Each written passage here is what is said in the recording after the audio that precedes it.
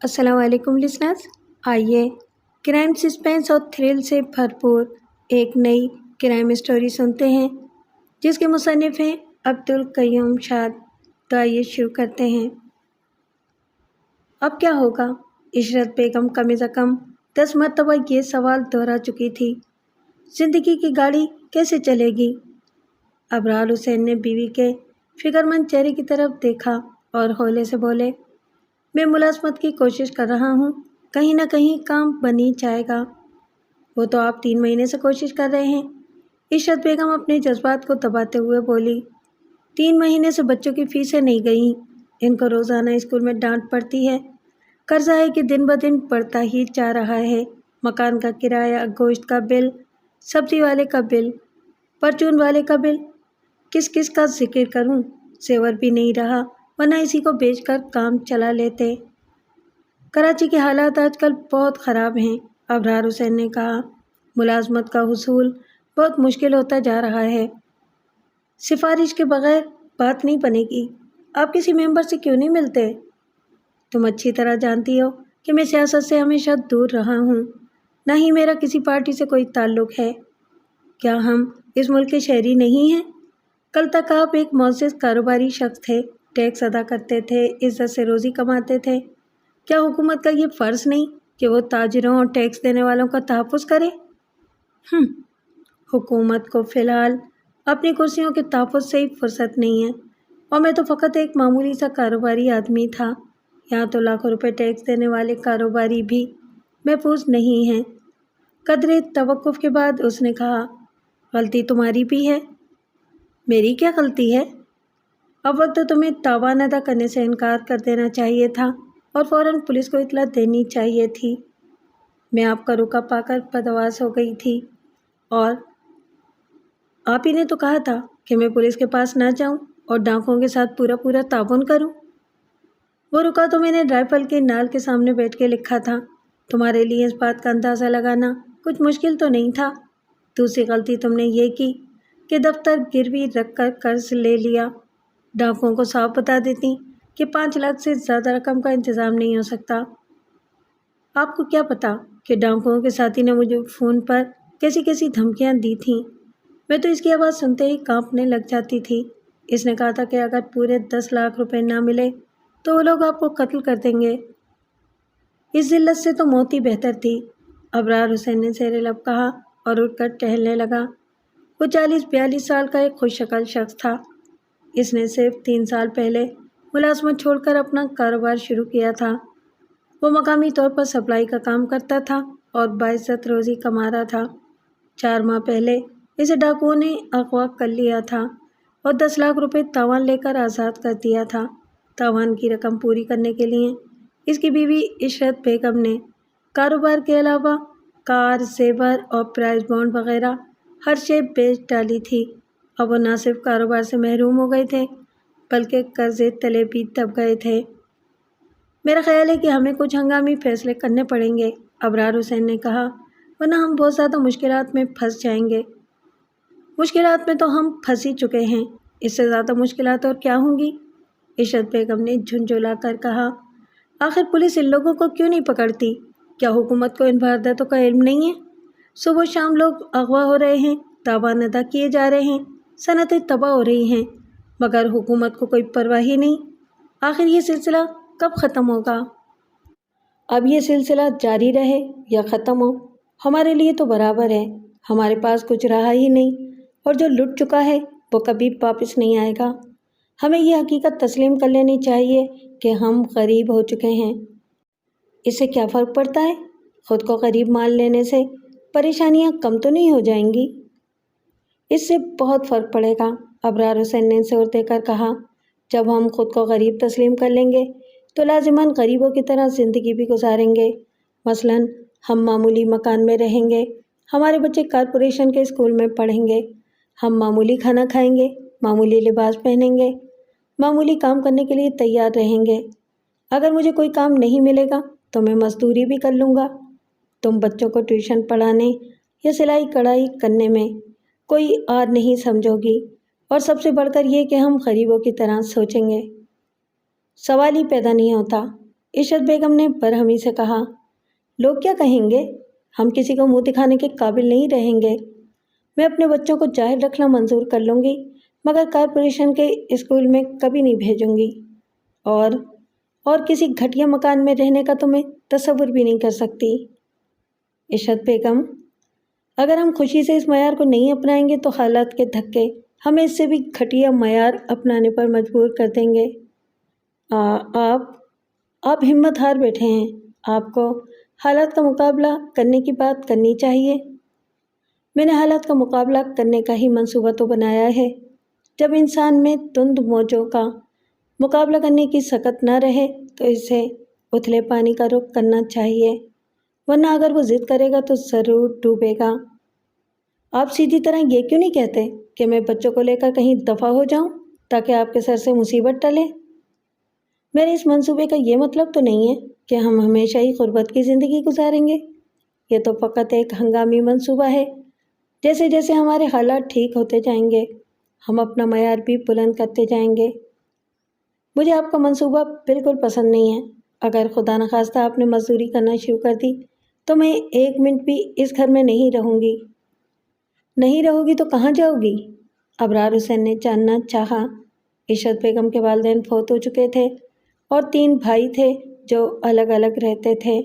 ان کی مالی حالت اتنی اچھی نہیں تھی کہ وہ بہن اور اس کے بچوں کا بوجھ سنبھال سکتے۔ کہیں بھی چلی جاؤں گی، آپ کو کیا؟ کوئی ٹھکانہ نہ ملا تو ٹرین کے سامنے لیٹ جاؤں گی، سمندر میں چھلانگ لگا دوں گی۔ یہ منفی سوچ اور حالات سے فرار کا راستہ ہے۔ کچھ بھی ہو، میں ذلت کی زندگی نہیں گزار سکتی۔ میں یہ برداشت نہیں کر سکتی کہ آپ جو 4 دن پہلے ایک عزت دار بزنس مین تھے مزدوری کریں اور میں ایک مزدور کی بیوی کہلاؤں۔ ابرار حسین کالج کے دنوں میں ایتھلیٹ رہ چکا تھا اور اب 40 سال کی عمر میں بھی مضبوط جسم و جان کا مالک تھا۔ عشرت بیگم، مصیبت کے وقت انسان کو ہر طرح کے حالات کا سامنا کرنے کے لیے تیار رہنا چاہیے۔ ضروری نہیں کہ مجھے مزدوری ہی کرنی پڑے، لیکن اگر تمام راستے بند ہو گئے تو زندہ رہنے کے لیے کچھ بھی کیا جا سکتا ہے۔ آپ کی باتیں میری سمجھ میں تو نہیں آتی، عشرت بیگم نے کہا اور پیر پٹکتی ہوئی کمرے سے باہر نکل گئی۔ ابرار حسین صوفے پر لیٹ کر اخبار دیکھنے لگا۔ چند لمحوں کے بعد ملازمت کے ایک عجیب سے اشتہار نے اسے اپنی طرف متوجہ کر لیا۔ لکھا تھا، ضرورت آفس مینیجر، ایک امپورٹ ایکسپورٹ فرم کو تجربے کار اور محنتی آفس مینیجر کی ضرورت ہے۔ امیدوار کو import export, office management, income tax اور کاروباری خط و کتابت سے بخوبی واقف ہونا چاہیے۔ اس کے علاوہ امیدوار کی عمر 40 اور 45 سال کے درمیان، قد 5 فٹ 10 انچ، رنگ صاف اور کھلتا ہوا چہرہ، بیضوی آنکھیں سیاہ، پیشانی کشادہ اور بال سفیدی مائل ہوں، یعنی نصف سے زیادہ سفید ہو چکے ہوں۔ امیدوار جسمانی طور پر مضبوط اور پر اعتماد بھی ہو۔ پرکشش تنخواہ اور دیگر مراد۔ موضوع امیدوار اپنی اسناد کے ہمراہ 2 سے 5 بجے کے درمیان ذیل کے پتے پر ملاقات کریں۔ نیچے کاروباری علاقے کا پتہ درج تھا۔ ابرار حسین اشتہار پڑھتے ہی اٹھ بیٹھا اور بیوی کو آواز دی، عشرت بیگم، ذرا جلدی سے یہاں آؤ، وہ ناپنے والا فیتا بھی لیتی آنا۔ کیا بات ہے؟ عشرت بیگم دروازے میں نمودار ہوئی۔ فیتے کی کیا ضرورت پڑ گئی؟ لاؤ تو صحیح، میں اپنا قد ناپنا چاہتا ہوں۔ عشرت بیگم واپس گئی اور فیتا تلاش کر لائی۔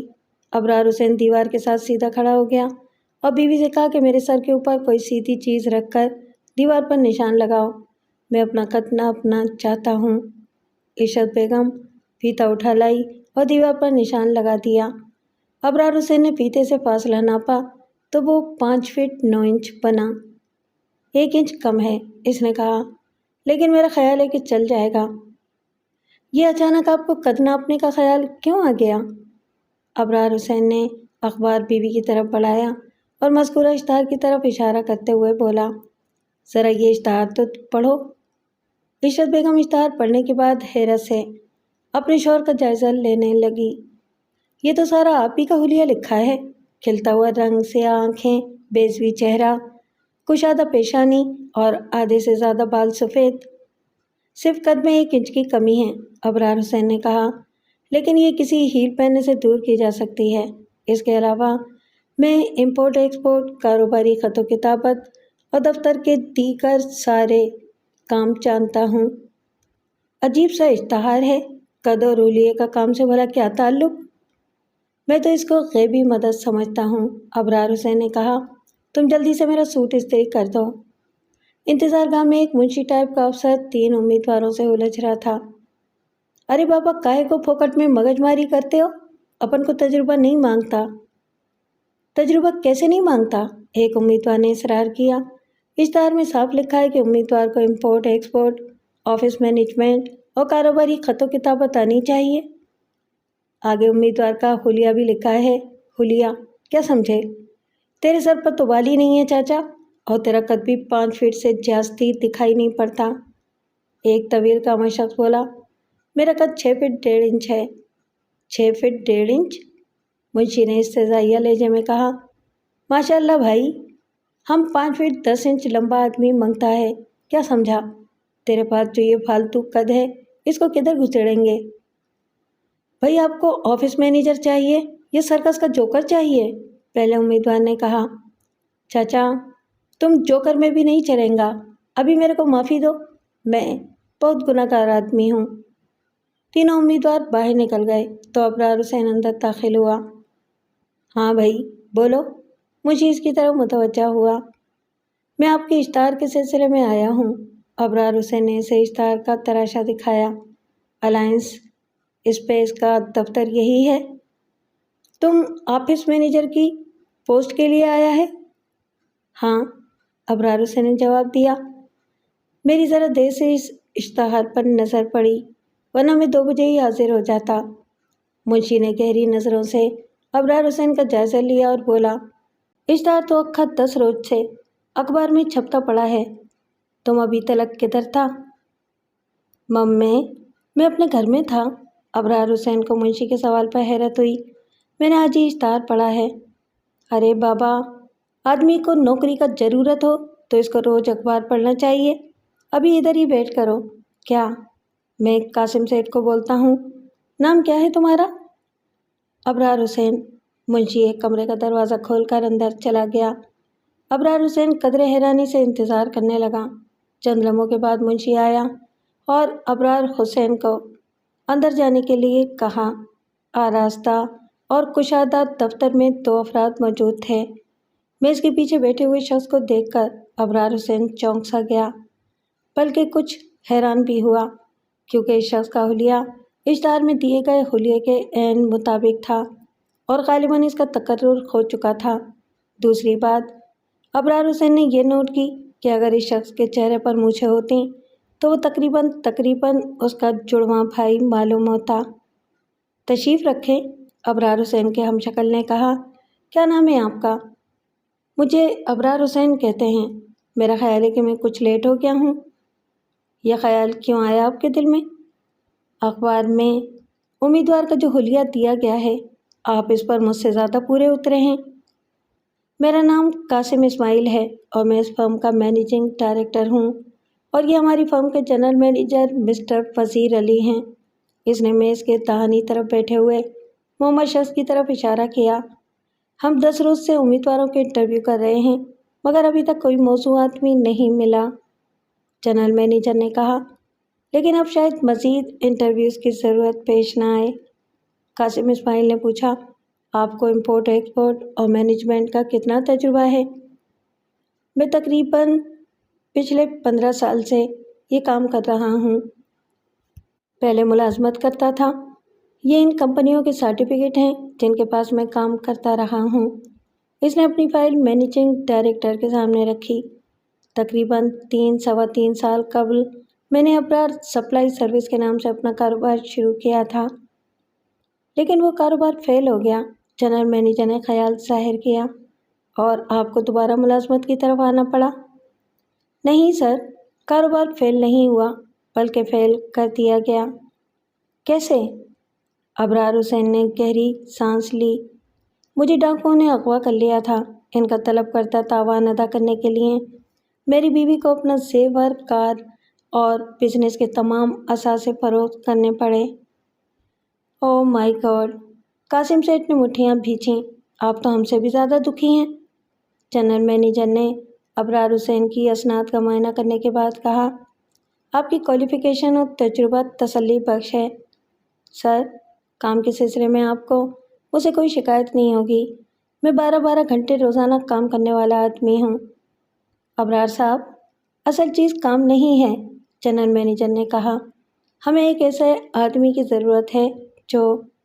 قاسم سیٹھ نے بات کاٹی۔ علی بھائی، میرا خیال ہے کہ پہلے رضا خان سے مشورہ کر لینا چاہیے۔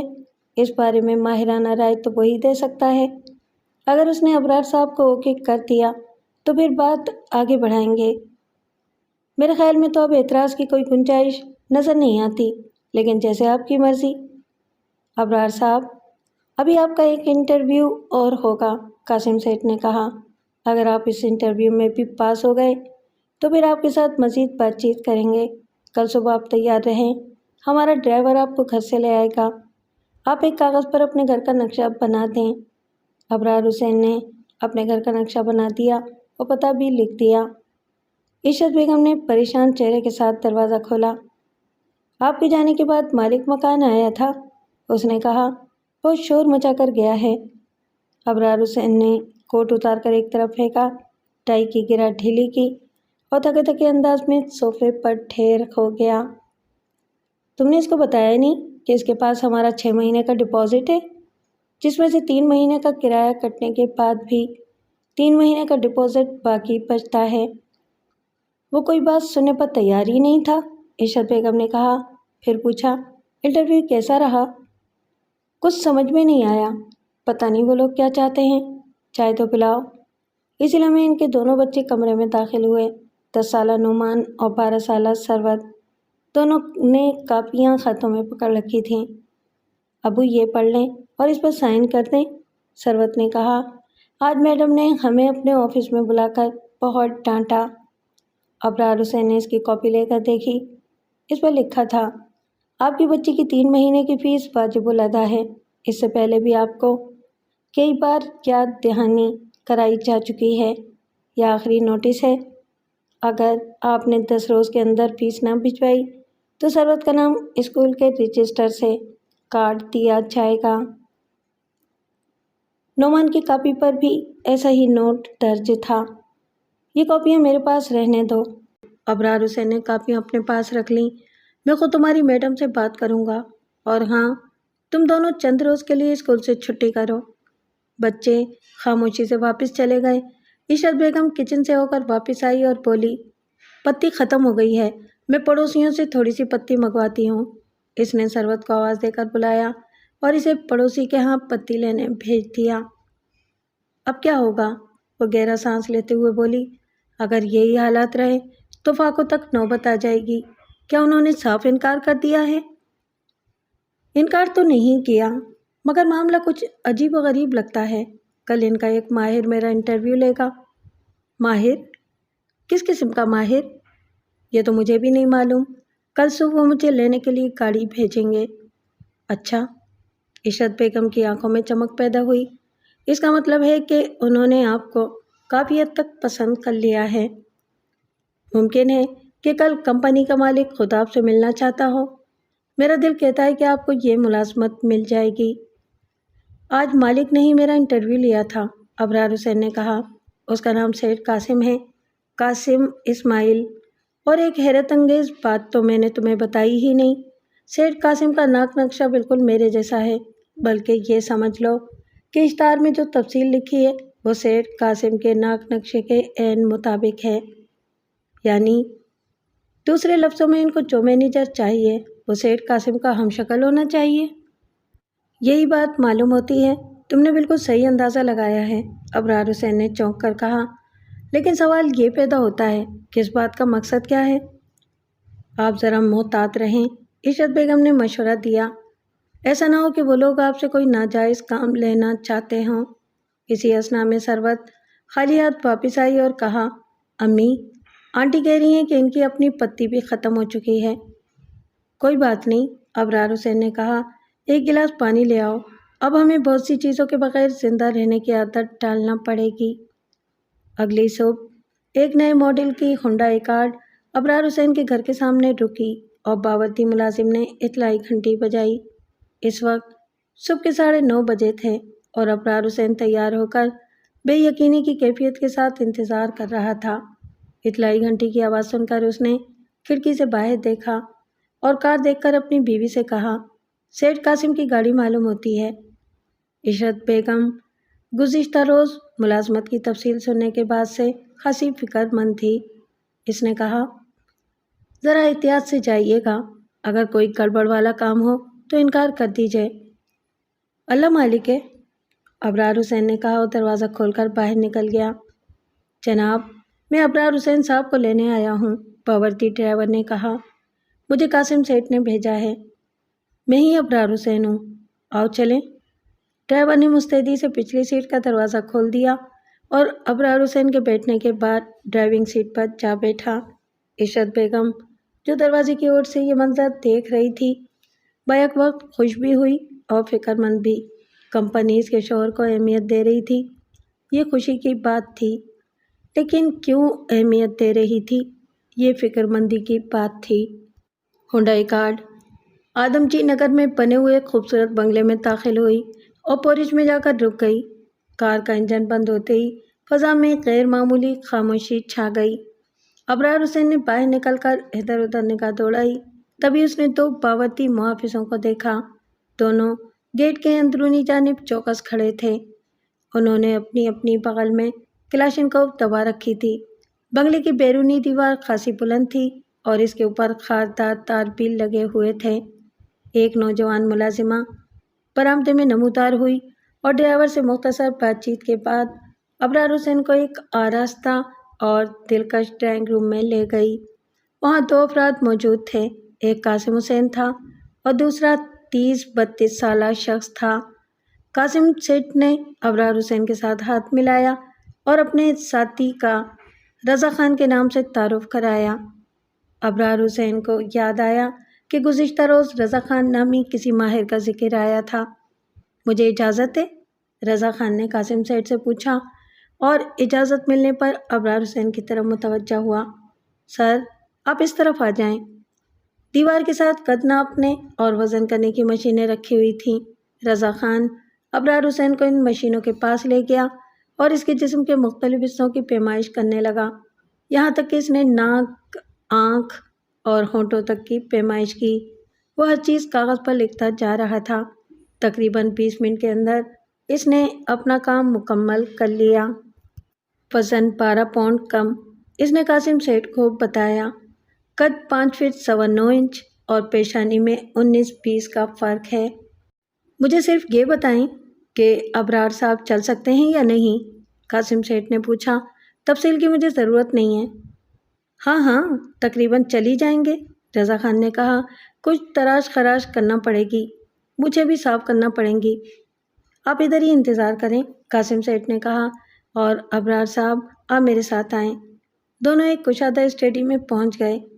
بیٹھیں، قاسم سیٹھ نے کرسی کی طرف اشارہ کیا اور خود بڑی سی آفس ٹیبل کے پیچھے جا بیٹھا اور میز کی سائڈ میں لگا ہوا ایک بٹن دبایا۔ آپ کو ہم نے ملازمت کے لیے منتخب کر لیا ہے، لیکن ہماری شرائط بہت سخت ہیں۔ ابرار حسین جو اس ساری کارروائی سے خاصا پریشان ہو رہا تھا، بولا، میں ایک بات پہلے ہی واضح کر دینا چاہتا ہوں، اور وہ یہ کہ میں کوئی ناجائز کام نہیں کروں گا۔ ہم بزنس مین ہیں، سیٹھ قاسم نے کہا، کالا دھندا نہیں کرتے۔ بات یہ ہے کہ میں نے آپ کو فیکٹری مینیجر کے طور پر منتخب کیا ہے۔ سر، میں اس وقت سخت ضرورت مند ہوں۔ آپ جو بھی کام میرے سپرد کریں گے، میں اسے پوری توجہ سے کرنے کی کوشش کروں گا، لیکن سچی بات یہ ہے کہ آپ کا یہ ٹیسٹ وغیرہ میری سمجھ میں نہیں آیا۔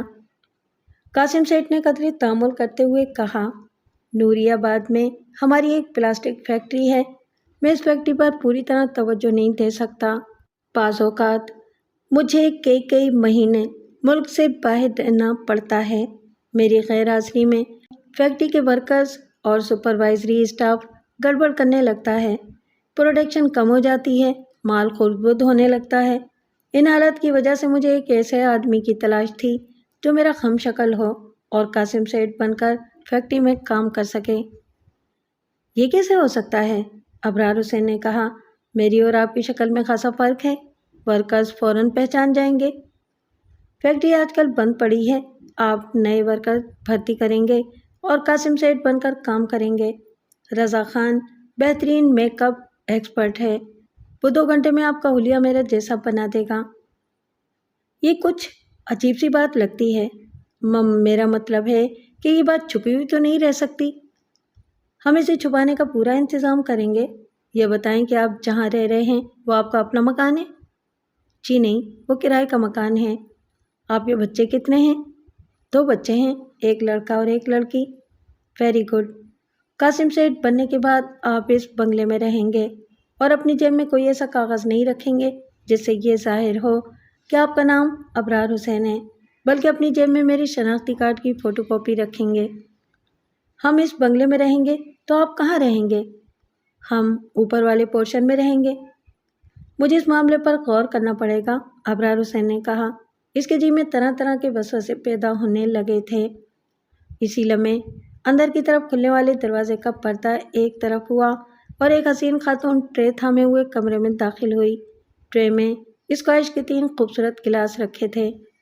یہ میری بیوی زرینہ بیگم ہے، قاسم سیٹھ نے تعارف کرایا، اور یہ مسٹر ابرار حسین، ہمارے نئے فیکٹری مینیجر، بلکہ نئے سیٹھ قاسم اسماعیل۔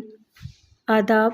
زرینہ بیگم ٹرے میز پر رکھنے کے بعد بولی، آپ کی شکل ان سے کافی ملتی جلتی ہے، ذرا اپنے میک اپ ایکسپرٹ کو اپنا کام دکھا لینے دو، پھر تم بھی دھوکہ کھا جاؤ گی، قاسم سیٹھ نے کہا۔ ابرار حسین اس بات پر کچھ جھینپ سا گیا، بولا، ابھی میں نے کوئی فیصلہ نہیں کیا۔ ابرار صاحب، ہماری شرائط کچھ سخت ضرور ہیں، مگر تنخواہ اور دیگر مراد بہت پرکشش ہیں۔ آپ کی بنیادی تنخواہ 15,000 روپے ہوگی، اس کے علاوہ فری فرنشڈ رہائش اور کار بھی ملے گی۔ تنخواہ تو واقعی بہت معقول تھی، خصوصاً ایک ایسے شخص کے لیے جس کے گھر میں فاقوں کی نوبت آ چکی ہو۔ آپ کا کھانا پینا بھی ہمارے ساتھ ہوگا، زرینہ بیگم نے کہا۔ ہم 2 میاں بیوی ہی تو ہیں، بے تحاشا کھانا پکتا ہے، سارا نوکر کھا جاتے ہیں، روزانہ 2 کلو گوشت پکتا ہے، مرغی، مچھلی اور سبزی ترکاری اس کے علاوہ ہوتی ہے۔ ابرار حسین نے حیرت سے آنکھیں پھیلائیں، 2 آدمیوں کے لیے اتنا سارا کھانا؟ آدھی درجن نوکر اور ان کے خاندان بھی اسی کھانے پر پل رہے ہیں۔ آپ کو اس فضول خرچی پر بھی کنٹرول کرنا پڑے گا، بعض اوقات ڈیروں کے حساب سے کھانا ضائع ہو جاتا ہے۔ ابرار حسین سوچنے لگا کہ ایک ہی شہر میں کچھ لوگ فاقہ کرنے پر مجبور ہیں اور کچھ لوگ ڈیروں کے حساب سے کھانا ضائع کرنے پر مجبور ہیں۔ آپ کے بچے نہیں ہیں؟ اس نے پوچھا۔ ہمارے 3 بچے ہیں، زرینہ بیگم نے فخریہ لہجے میں کہا، اور تینوں امریکہ میں تعلیم حاصل کر رہے ہیں۔ کیا کریں، مجبوری ہے، قاسم سیٹھ نے کہا۔ کراچی کے تعلیمی اداروں کا حال تو آپ جانتے ہی ہیں، سال بھر میں 3 مہینے بھی پڑھائی نہیں ہوتی، پھر جب تک بچے گھر نہیں پہنچ جاتے دل کو دھڑکا لگا رہتا ہے کہ کہیں کسی نے انہیں اغوا نہ کر لیا ہو یا طلباء کے کسی ہنگامے میں گولی نہ لگ گئی ہو۔ جی ہاں، یہ تو نہایت افسوسناک صورتحال ہے۔ کچھ دیر بعد ابرار حسین نے رخصت کی اجازت چاہی اور وعدہ کیا کہ وہ اپنی بیوی سے مشورے کے بعد اپنے فیصلے سے انہیں آگاہ کر دے گا۔ 15,000 روپے ماہوار؟ عشرت بیگم نے حیرت اور خوشی سے دہرایا۔ اتنی اچھی تنخواہ کا تو ہم تصور بھی نہیں کر سکتے تھے۔ اس میں کوئی غیر قانونی کام تو نہیں ہے نا؟ غیر قانونی کام تو کوئی نہیں ہے، لیکن ایک جھوٹ تو بولنا پڑے گا نا۔ کیسا جھوٹ؟ مجھے سیٹھ قاسم بن کر یہ کام کرنا پڑے گا۔ سیٹھ قاسم بن کر؟ کیا مطلب؟ ابرار حسین نے ساری تفصیل بتائی۔ اس میں ضرور کوئی خطرے کی بات ہے، عشرت بیگم نے کہا۔ کوئی شخص کسی کو بلا وجہ مالک بنا کر اپنی کرسی پر نہیں بٹھاتا، آپ اچھی طرح سوچ لیں۔ صرف کرسی پر نہیں، ہم قاسم سیٹھ کے بنگلے میں بھی رہیں گے، ہمارا کھانا پینا بھی فری ہوگا۔ قاسم سیٹھ یہ کام اپنے کسی رشتہ دار کے سپرد بھی کر سکتا تھا، ایک غیر آدمی کو اتنے سارے اختیارات دینے کا مقصد کیا ہے؟ سوچ لو، ہم انکار بھی کر سکتے ہیں، ابرار حسین نے کہا۔ ایک طرف مسائل منہ کھولے کھڑے ہیں، دوسری طرف ان مسائل کا حل نظر آ رہا ہے، اگرچہ اس میں خطرے کا امکان بھی ہے۔ اسی لمحے کسی نے زور سے دروازے پر دستک دی، ساتھ ہی مالک مکان کی سخت آواز سنائی دی۔ ابرار صاحب، باہر تشریف لائیے۔ مذاق بنا رکھا ہے؟ عورتوں کی طرح گھر میں چھپے بیٹھے ہیں؟ ہم کسی کے باپ کے نوکر تو نہیں ہیں کہ صبح و شام کرائے کے لیے جوتیاں گھستے رہیں۔ ابرار حسین دروازہ کھول کر باہر نکلا اور بوڑھے مالک مکان کو گھوننے لگا۔ اس کی عمر 65 سال کے لگ بھگ تھی اور بھووں کے بال بھی سفید ہو چکے تھے، لیکن بڑھاپے کے باوجود وہ ایک اکھڑ مزاج شخص تھا اور ہر وقت تیوری چڑھائے رہتا تھا۔ کہاں ہوتے ہیں حضرت؟ اس نے اپنی عادت کے مطابق کہا۔ شرافت بھی کوئی چیز ہوتی ہے، ارادہ کیا ہے آپ کا؟ میں نے کوئی آشرم تو نہیں کھول رکھا؟ ابرار حسین خاموشی سے مالک مکان کو گھورے جا رہا تھا۔ اگر یہی حال رہا تو کسی روز آپ کا سامان گلی میں پڑا ہوگا۔ آپ بیوی بچوں والے آدمی ہیں، اپنی عزت کی فکر کریں، میری بات سمجھ رہے ہیں نا؟ حفیظ اللہ صاحب، عزت دار تو آپ بھی ہیں، ابرار حسین نے اپنے جوش کو دباتے ہوئے کہا۔ اگر میں… کیا مطلب ہے آپ کا؟ حفیظ اللہ غصے سے اچھلا۔ میں صاحب حیثیت اور صاحب جائیداد آدمی ہوں، ذرا اپنے لب و لہجے کو درست کر کے میرے ساتھ بات کریں۔ میں صرف یہ کہنا چاہ رہا تھا کہ… حفیظ اللہ نے ایک بار پھر بات کاٹی۔ ایک تو 3 مہینے کا کرایہ دبائے بیٹھے ہیں اور اوپر سے آنکھیں بھی دکھا رہے ہیں۔ واہ حضرت واہ! صاحب میری بات تو سنیں۔ بہت سن چکا ہوں باتیں، 3 مہینے سے ایک ہی رٹ لگائے جا رہے ہیں کہ ڈاکوں نے اغوا کر لیا، ڈاکوں نے اغوا کر لیا۔ بھلا میں اس معاملے میں کیا کر سکتا ہوں؟ شور کی آواز سے آس پاس کے دروازے کھلنا شروع ہو گئے تھے۔ ابرار حسین کی قوت برداشت جواب دے گئی۔ اس نے بوڑھے حفیظ اللہ کو گریبان سے پکڑ کر اپنے قریب کیا اور سرگوشی کرتے ہوئے بولا، حضور، آپ ایک کام بڑی آسانی سے کر سکتے ہیں۔ آپ کے پاس میرا 6 مہینے کا ڈپازٹ جمع ہے، اس میں سے اپنا 3 مہینے کا کرایہ کاٹ لیں اور باقی 3 مہینے کا واپس کر دیں۔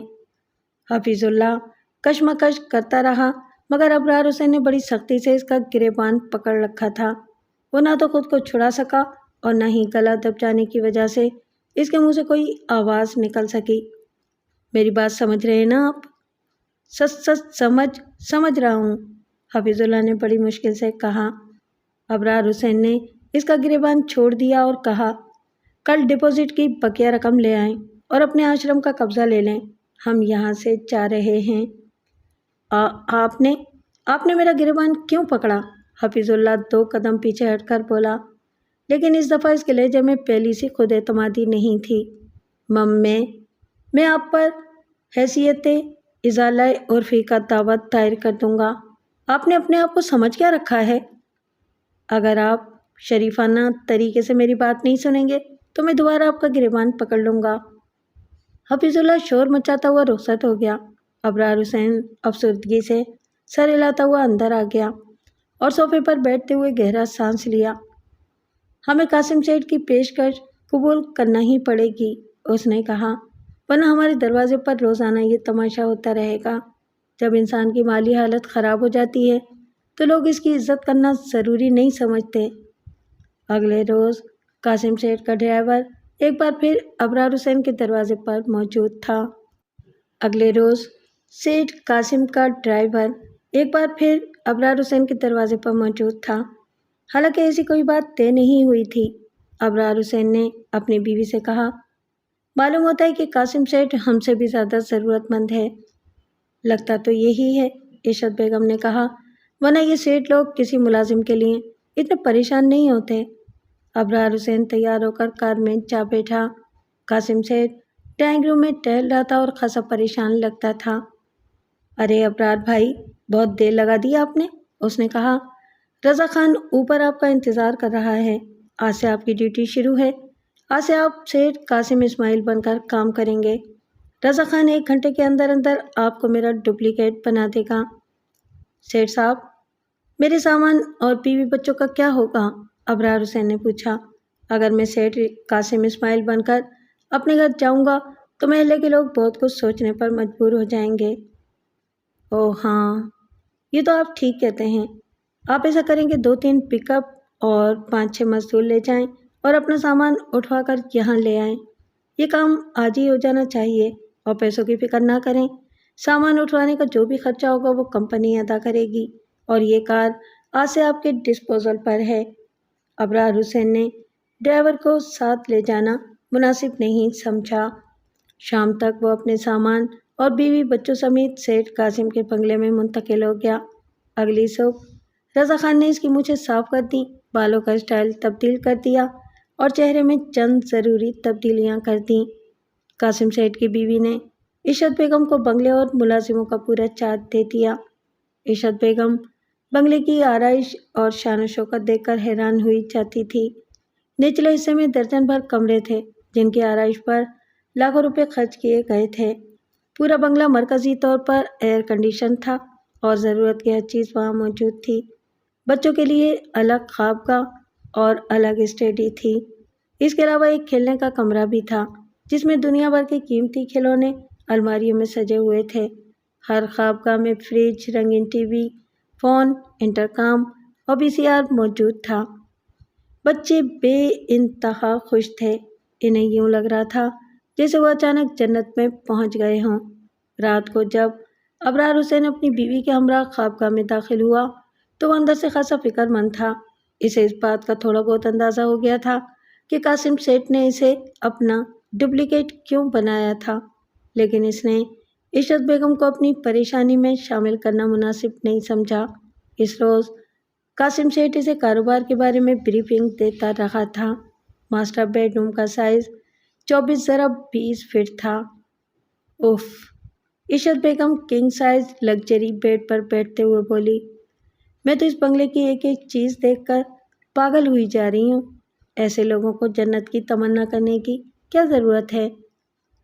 میرا خیال ہے کہ ان لوگوں کو غریبوں سے زیادہ جنت کی ضرورت ہے۔ آج میں نے محسوس کیا ہے کہ قاسم سیٹھ اندر سے بہت خوفزدہ ہے۔ شاید ہم زیادہ دیر یہاں نہ رہ سکیں۔ کیوں؟ میرا مطلب ہے کہ ہم اس بنگلے میں ہمیشہ تو نہیں رہ سکتے نا۔ ابرار حسین نے بات بدلی، ایک نہ ایک دن تو ہمیں یہاں سے جانا ہی پڑے گا۔ یہاں ہمیں کچھ خرچ نہیں کرنا پڑے گا، عشرت بیگم نے کہا۔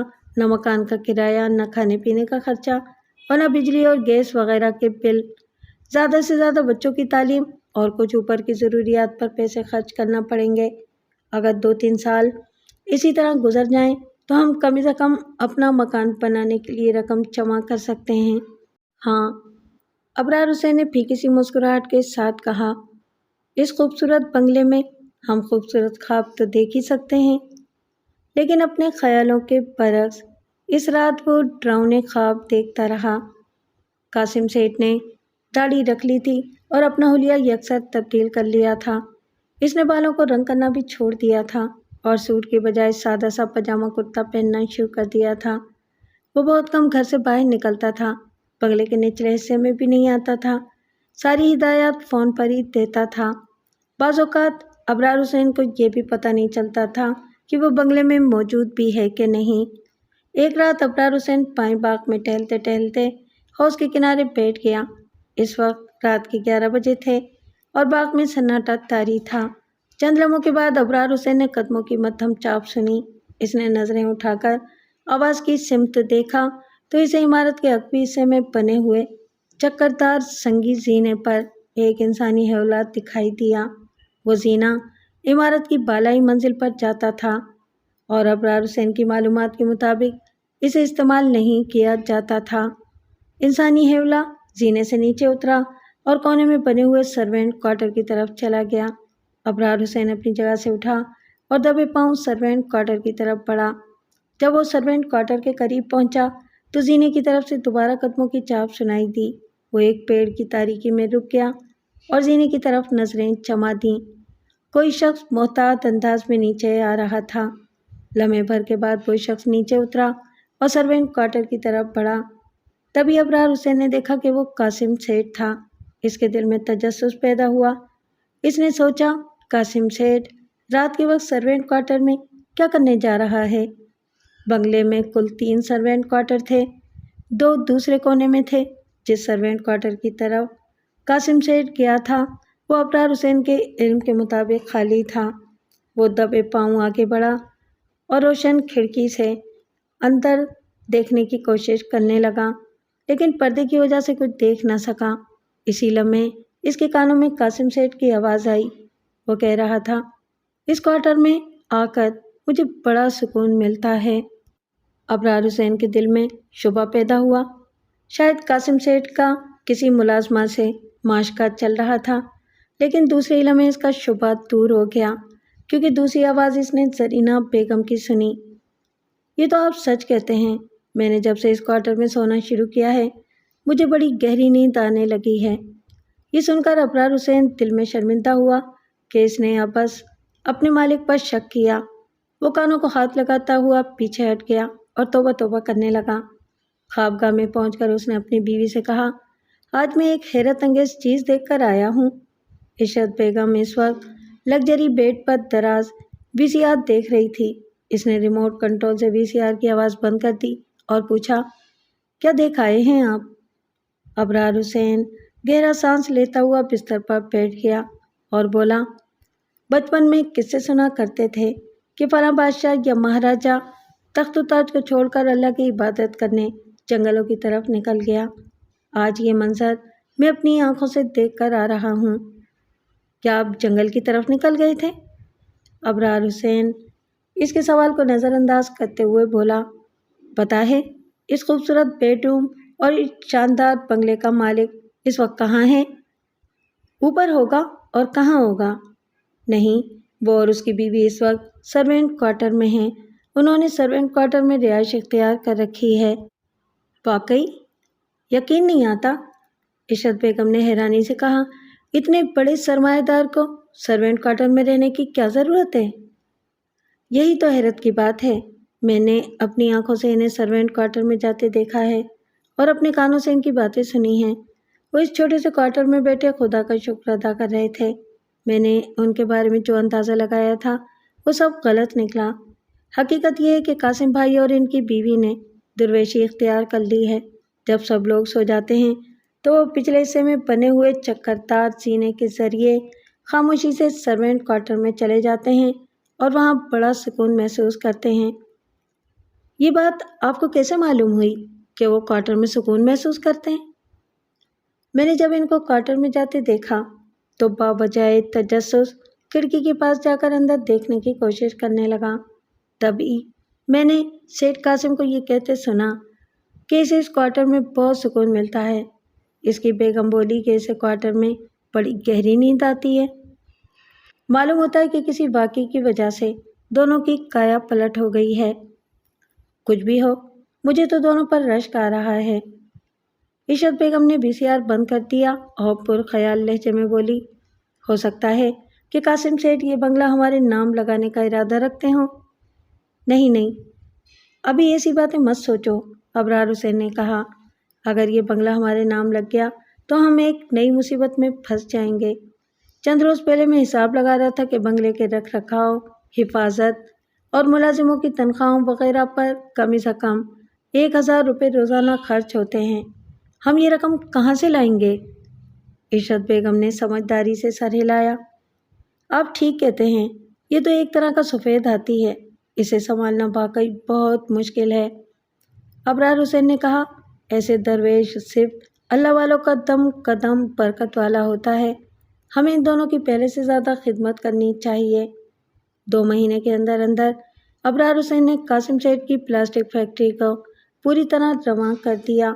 فیکٹری کے ورکروں اور اسٹاف ممبر اسے قاسم سیٹھ کے حیثیت سے جانتے تھے۔ اس کی شبانہ روز محنت کے نتیجے میں پروڈکشن کے معیار اور مقدار دونوں میں اضافہ ہوا۔ قاسم سیٹھ کی ہدایت پر اس نے اپنے ساتھ مسلح محافظ بھی رکھنا شروع کر دیا۔ ایک شام اس نے معمول کے مطابق چھٹی کی اور کار میں واپس روانہ ہوا۔ مسلح محافظ، جس کا نام عمر طراز خان تھا، اپنی آٹومیٹک رائفل گود میں رکھے اگلی سیٹ پر مستعد بیٹھا تھا۔ وہ 25-26 سال کا دلیر اور باہمت نوجوان تھا۔ جب ان کی کار گیٹ سے باہر نکلی تو ڈرائیور نے کہا، سر، 2-3 روز سے ادھر کچھ وارداتیں ہو رہی ہیں۔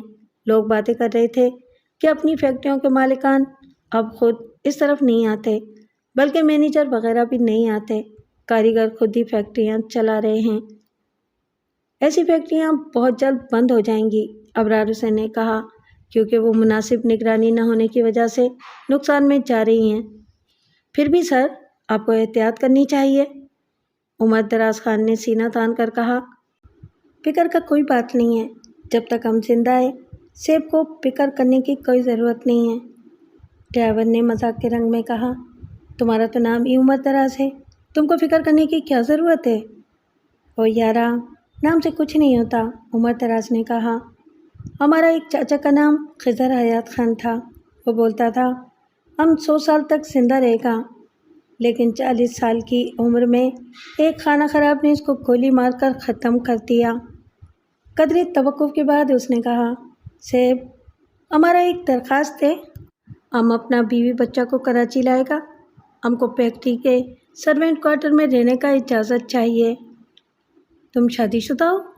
ابرار حسین نے حیرانی سے پوچھا۔ ہمارا شادی کو 3 سال ہو گیا ہے، ہمارا ایک بچہ ہے، اس کا عمر 2 سال ہے، اس کو ہم کراچی میں تعلیم دلائے گا، بڑا آدمی بنائے گا۔ تم درخواست لکھ کر مجھے دے دو، ابرار حسین نے کہا، میں اس پر غور کروں گا۔ ان کی کار ابھی مین روڈ سے کچھ دور ہی تھی کہ اچانک سامنے سے ایک کار نمودار ہوئی اور سڑک کے درمیان ترچھی ہو کر رک گئی۔ گاڑی روک دو، ابرار حسین نے تیزی سے کہا، ان لوگوں کی نیت ٹھیک نہیں لگتی۔ ڈرائیور نے تیزی سے بریک لگائے اور اس تنگ سڑک پر گاڑی کو واپس موڑنے کی کوشش کرنے لگا۔ سامنے والی کار سے 4 مسلح افراد باہر نکلے، ان میں سے ایک نے برسٹ فائر کیا اور کار کے اگلے دونوں پہیے پنچر ہو گئے۔ عمر دراز خان تیزی سے باہر نکلا اور جوابی فائر کیا۔ اس کے ہاتھ میں گن دیکھ کر ڈاکو فل فور کار کی آڑ میں ہو گئے تھے، لیکن پھر بھی ایک ڈاکو گولی کی زد میں آ گیا۔ وہ اچھل کر گرا اور گرتے ہی ساکت ہو گیا۔ یہ دیکھ کر ڈاکوؤں نے 2 برسٹ فائر کیے اور اس کے ساتھ ہی عمر دراز خان کا جسم چھلنی ہو گیا۔ ابرار حسین اور ڈرائیور سیٹوں کے نیچے لیٹ گئے تھے۔ انہیں عمر دراز کی موت کا اس وقت پتہ چلا جب 2 ڈاکو رائفلیں تانے ان کے سر پر پہنچ گئے اور انہیں کار سے باہر نکلنے کا حکم دیا۔ او میرے خدا! ابرار حسین عمر دراز کا خون میں لت پت جسم دیکھ کر اس کی طرف بڑھا۔ تم لوگوں نے اسے قتل کر دیا ہے؟ ایک ڈاکو نے ابرار حسین کے کندھے پر رائفل کا بٹ رسید کیا اور تہکمانہ لہجے میں بولا، چلو ہمارے ساتھ، آدمی مرتے ہی رہتے ہیں، ایک آدمی ہمارا بھی ختم ہو چکا ہے۔ دوسرے ڈاکو نے عمر دراز کی رائفل اٹھا کر کندھے پر لٹکا لی اور لاش کو ٹھوکر مارتے ہوئے بولا، ہیرو کی اولاد مقابلہ کر رہا تھا۔ دونوں ڈاکو ڈرائیور اور ابرار حسین کو دھکیلتے ہوئے اپنی کار کے پاس لے گئے اور پچھلی سیٹ میں گھسیڑ دیا۔ اس اثنا میں ان کے ساتھی نے مرنے والے ڈاکو کی لاش کار کی ڈکی میں بند کر دی تھی۔ جب ان کی کار مین روڈ پر پہنچی تو پولیس کی ایک گاڑی حیدرآباد کی طرف سے آتی دکھائی دی۔ اس کی تیز رفتاری سے اندازہ ہوتا تھا کہ وہ فائرنگ کی آواز سن کر اس طرف آئی تھی۔ ڈاکوؤں نے دونوں مقبوضان کو سیٹ کے نیچے لٹا دیا تھا اور اپنا اسلحہ بھی سیٹوں کے نیچے رکھ دیا تھا۔ انہوں نے عمدہ قسم کے لباس پہن رکھے تھے اور چہروں سے پڑھے لکھے نوجوان لگتے تھے۔ پولیس کی گاڑی دیکھ کر ان کے چہروں پر ذرا بھی خوف ظاہر نہیں ہوا، بلکہ ڈرائیور نے کار کی رفتار ذرا کم کی، ہنگامے والی جگہ کی طرف اشارہ کرتے ہوئے کہا، ادھر کچھ گڑبڑ ہو رہی ہے، جلدی پہنچو۔ پولیس گاڑی روکے بغیر آگے بڑھ گئی۔ تقریباً 20-25 میل کا فاصلہ طے کرنے کے بعد ڈاکوؤں کی کار ایک کچے راستے پر مڑی اور ایک ٹیلے کی اوٹ میں پہنچ کر رک گئی۔ سائیں، اب ذرا اپنے ہاتھ پیر سیدھے کر لو، ایک ڈاکو نے مخفیان سے کہا۔ وہ سرغنہ معلوم ہوتا تھا۔ ابرار حسین اور ڈرائیور سیٹ کے نیچے سے نکل کر سیٹ کے اوپر بیٹھ گئے۔ ایک ڈاکو کار سے باہر نکلا اور کلاشن کو بغل میں دبا کر ادھر ادھر دیکھنے لگا۔ سائیں، قاسم سیٹھ، تم تو بڑا جیدار آدمی ہے، تم سے مل کر ہمارا دل بہت خوش ہوا ہے، ابھی تمہارا کیا ارادہ ہے؟ ابرار حسین ایک مرتبہ پہلے بھی اس تجربے سے گزر چکا تھا، لہذا زیادہ خوفزدہ نہیں تھا۔ اس کے دل میں خیال آیا کہ اسے اپنی اصلیت بتا دینی چاہیے، لیکن پھر اس نے سوچا کہ ایسا کرنے سے وہ اپنے مہربان مالک سے دھوکے کا مرتکب ٹھہرے گا، نیز اصلیت بتانے کا کوئی فائدہ بھی نہیں تھا، اس کی جیب میں قاسم سیٹھ کے شناختی کارڈ کی رنگین نقل موجود تھی جسے ڈاکو کسی وقت بھی چیک کر سکتے تھے۔ تم نے میری مرضی پوچھی ہے یا دل لگی کی ہے؟ اس نے پوچھا۔ دل لگی تو ہم ضرور کرے گا تمہارے ساتھ، سرغنہ نے کہا، لیکن ابھی یہ بات ذرا دھیان میں رکھو کہ ہمارے آدمی کی لاش ڈگی میں پڑی ہے۔ ہمارے آدمی کی لاش تم سڑک پر چھوڑ آئے ہو؟ سائیں، جو مر گئے ان کو بھول جاؤ، ان کا وقت پورا ہو چکا تھا، اپنی فکر کرو۔ اس نے ڈیش بورڈ کے خانے سے بال پینوں کاغذ نکال کر ابرار حسین کو تھمایا۔ اس پر اپنی بیوی کے نام پرچہ لکھو، اس کو لکھو کہ تم کو علی بخت منگل نے اغوا کر لیا ہے۔ 50 لاکھ روپے تیار رکھے، ہمارا آدمی کسی وقت اس کو فون کرے گا اور رقم پہنچانے کا طریقہ بتائے گا۔ یہ بھی لکھ دینا کہ وہ پولیس کے پاس نہ جائے ورنہ اچھا نہیں ہوگا۔ مگر میں تو قاسم سیٹھ کا ملازم ہوں، ابرار حسین نے آدھی بات اونچی آواز سے اور آدھی دل میں کہی۔ سائیں، اگر مگر مت کرو، منگل ڈاکو نے کہا، ہم کو اگر مگر سننے کی عادت نہیں ہے، جب تک پیسہ نہیں ملے گا تم ہمارا مہمان رہے گا۔ ابرار حسین نے اس کی مرضی کے مطابق رکا لکھا اور نیچے قاسم اسماعیل لکھ دیا۔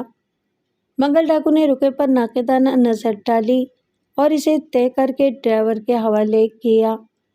بچہ، یہ رکا بیگم صاحبہ کے پاس لے کے جاؤ اور اس کو بولو کہ رقم تیار رکھے۔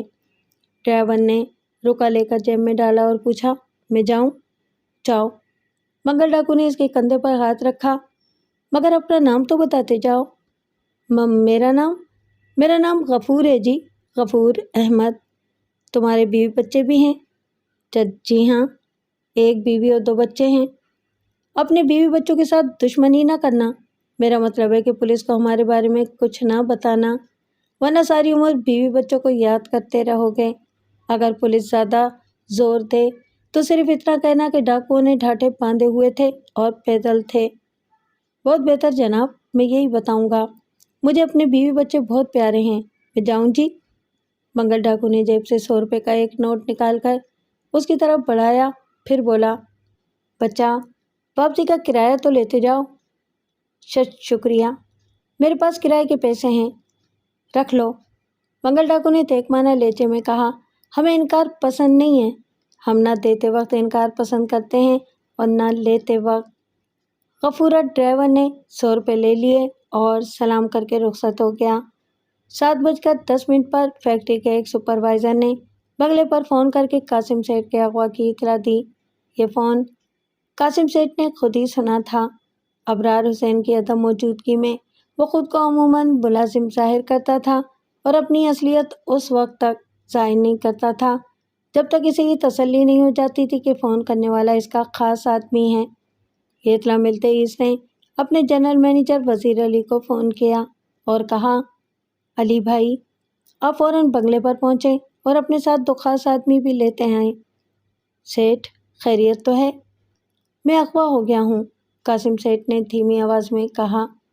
عمر دراز گن مین قتل ہو گیا ہے، تھوڑی دیر میں پولیس یہاں پہنچنے والی ہوگی۔ پولیس کا سارا معاملہ آپ کو سنبھالنا ہوگا۔ ادھر اخباری نمائندے بھی آئیں گے، میرے بارے میں کسی کو معلوم نہیں ہونا چاہیے، ابرار حسین کے بیوی بچوں کو بھی نہیں۔ ٹھیک ہے سیٹھ، میں فوراً روانہ ہو رہا ہوں۔ قاسم سیٹھ نے فون بند کر دیا اور اپنے بیوی بچوں کی طرف دیکھا جو فکر مندی سے اس کی طرف دیکھ رہی تھی۔ خدا خیر کرے، اس نے کہا، وہی ہوا جس کا خطرہ تھا۔ اب تم جلدی سے ابرار حسین کی بیوی اور بچوں کو اوپر لے آؤ، آج سے وہ اوپر رہیں گے اور ہم نیچے۔ اس کو بولنا کہ میرے ساتھ اس کا آدمی بھی اغوا ہو گیا ہے۔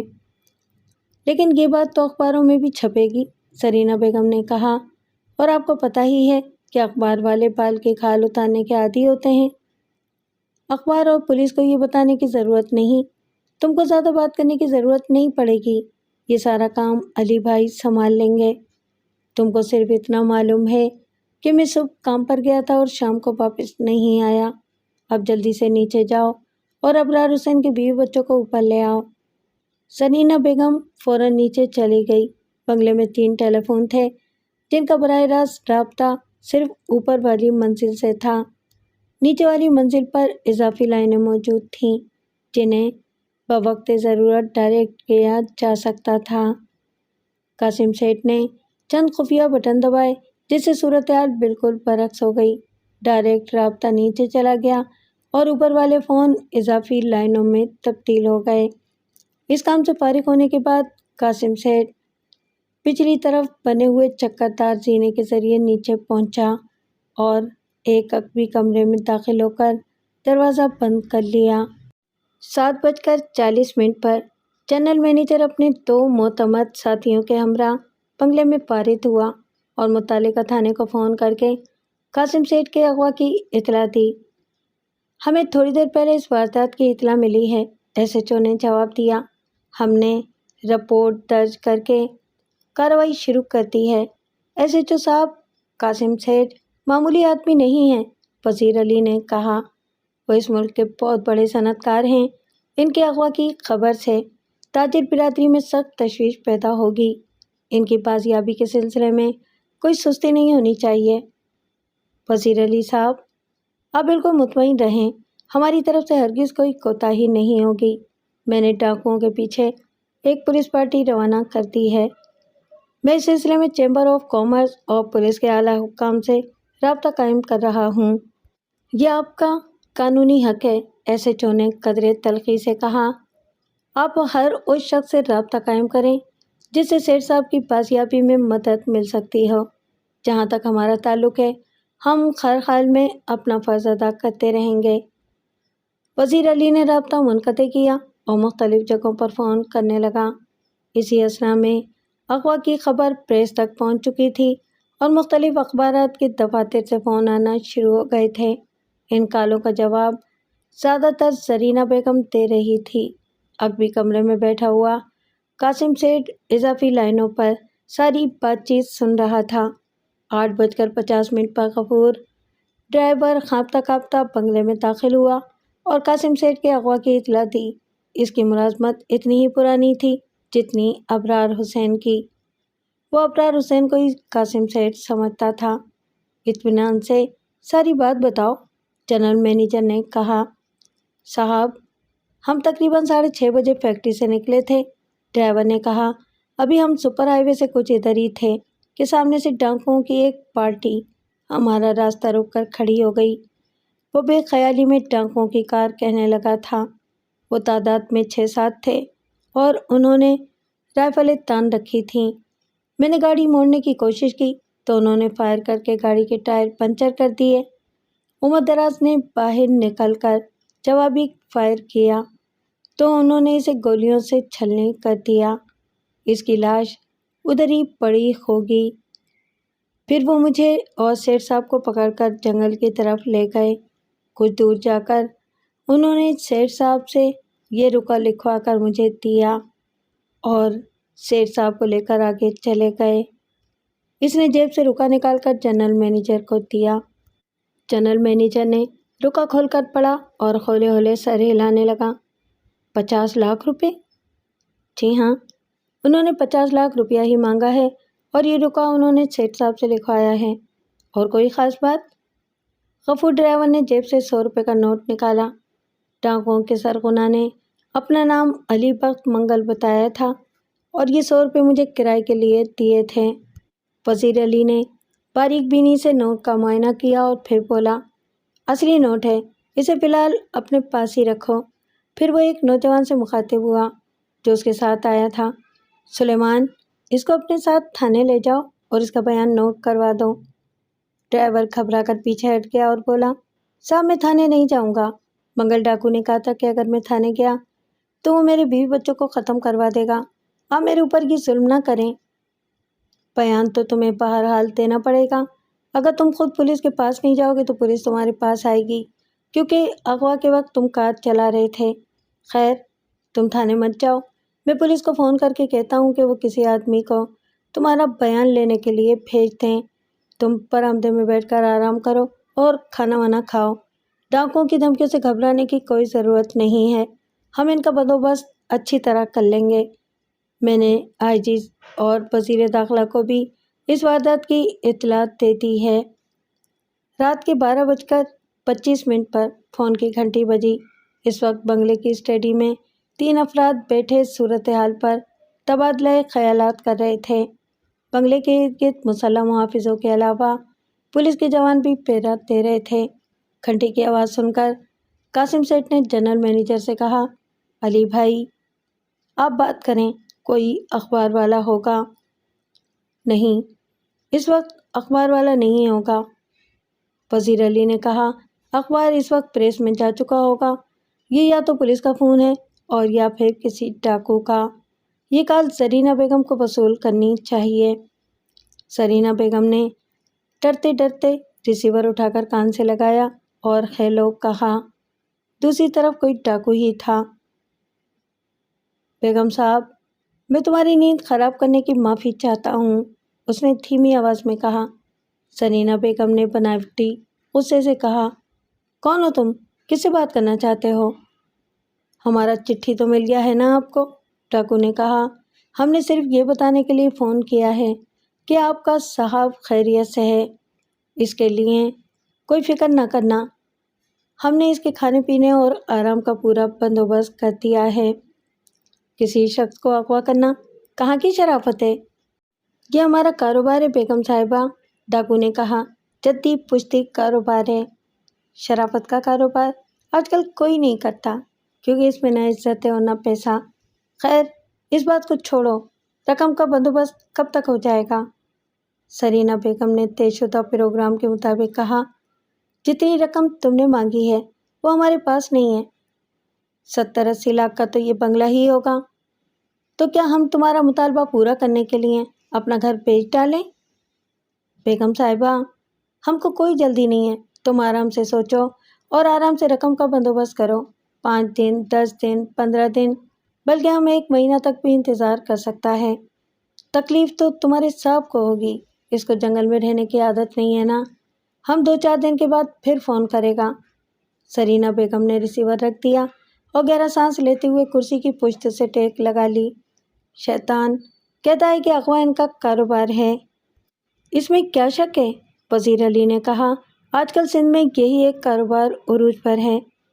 زرینہ بیگم اپنے شوہر کی طرف دیکھتے ہوئے بولی، خدا کا شکر ہے کہ آپ اغوا نہیں ہوئے، ورنہ ہمیں ان کا مطالبہ جوں کا توں پورا کرنا پڑتا۔ قاسم سیٹھ نے پرخیال نظروں سے اپنے جنرل مینیجر کی طرف دیکھا اور پھر بولا، کچھ نہ کچھ تو دینا ہی پڑے گا، ابرار حسین بھی تو ہمارا ہی آدمی ہے۔ اس عرصے میں آپ کو بہت محتاط رہنا پڑے گا، وزیر علی نے کہا۔ اگر کسی نے آپ کی جھلک بھی دیکھ لی تو بہت بڑا غضب ہو جائے گا، خاص طور پر ابرار حسین کی بیوی سے بہت زیادہ محتاط رہیں۔ زرینہ بیگم نے کہا، اس معاملے کو جلد سے جلد ختم کرنے کی کوشش کرنی چاہیے۔ آپ کتنا تاوان ادا کر سکتے ہیں؟ اگر ہم نے جلدی معاملہ نمٹانے کی کوشش کی تو ڈاکو سمجھیں گے کہ بندہ بہت اہم ہے اور انہیں موٹی رقم مل سکتی ہے۔ 15-20 روز تک تو ہم ٹال مٹول سے کام لیتے رہیں گے۔ تم یہی ظاہر کرنا کہ تمہیں اپنے شوہر کی کوئی پرواہ نہیں ہے۔ ہو سکتا ہے کہ اس طرح ہم تاوان ادا کیے بغیر ابرار حسین کو چھڑانے میں کامیاب ہو جائیں۔ ایسا نہ ہو کہ ڈاکو ابرار حسین کو قتل ہی کر دیں۔ قاسم سیٹھ نے ہولے سے کہا، لوگ تو مرتے ہی رہتے ہیں، ہم ایک ملازم کو بچانے کے لیے 50 لاکھ روپے تو خرچ نہیں کر سکتے۔ ڈرائیور کو رخصت کرنے کے بعد منگل ڈاکو نے ایک آدمی کے ہاتھ کار واپس بھیج دی اور ابرار حسین کی آنکھوں پر پٹی باندھ کر کسی نامعلوم منزل کی طرف روانہ ہو گیا۔ اس کے ساتھی نے ابرار حسین کا بازو پکڑ لیا تھا اور بار بار اسے تیز چلنے کا حکم دے رہا تھا۔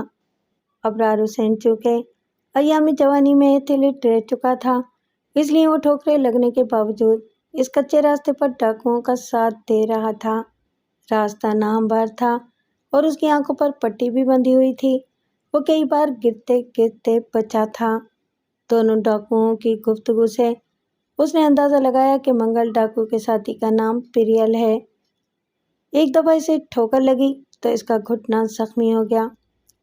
کچھ خوف خدا کرو، اس نے تقریب سے کراتے ہوئے کہا، اس طرح تو کوئی مال مویشیوں کو بھی نہیں ہانکتا۔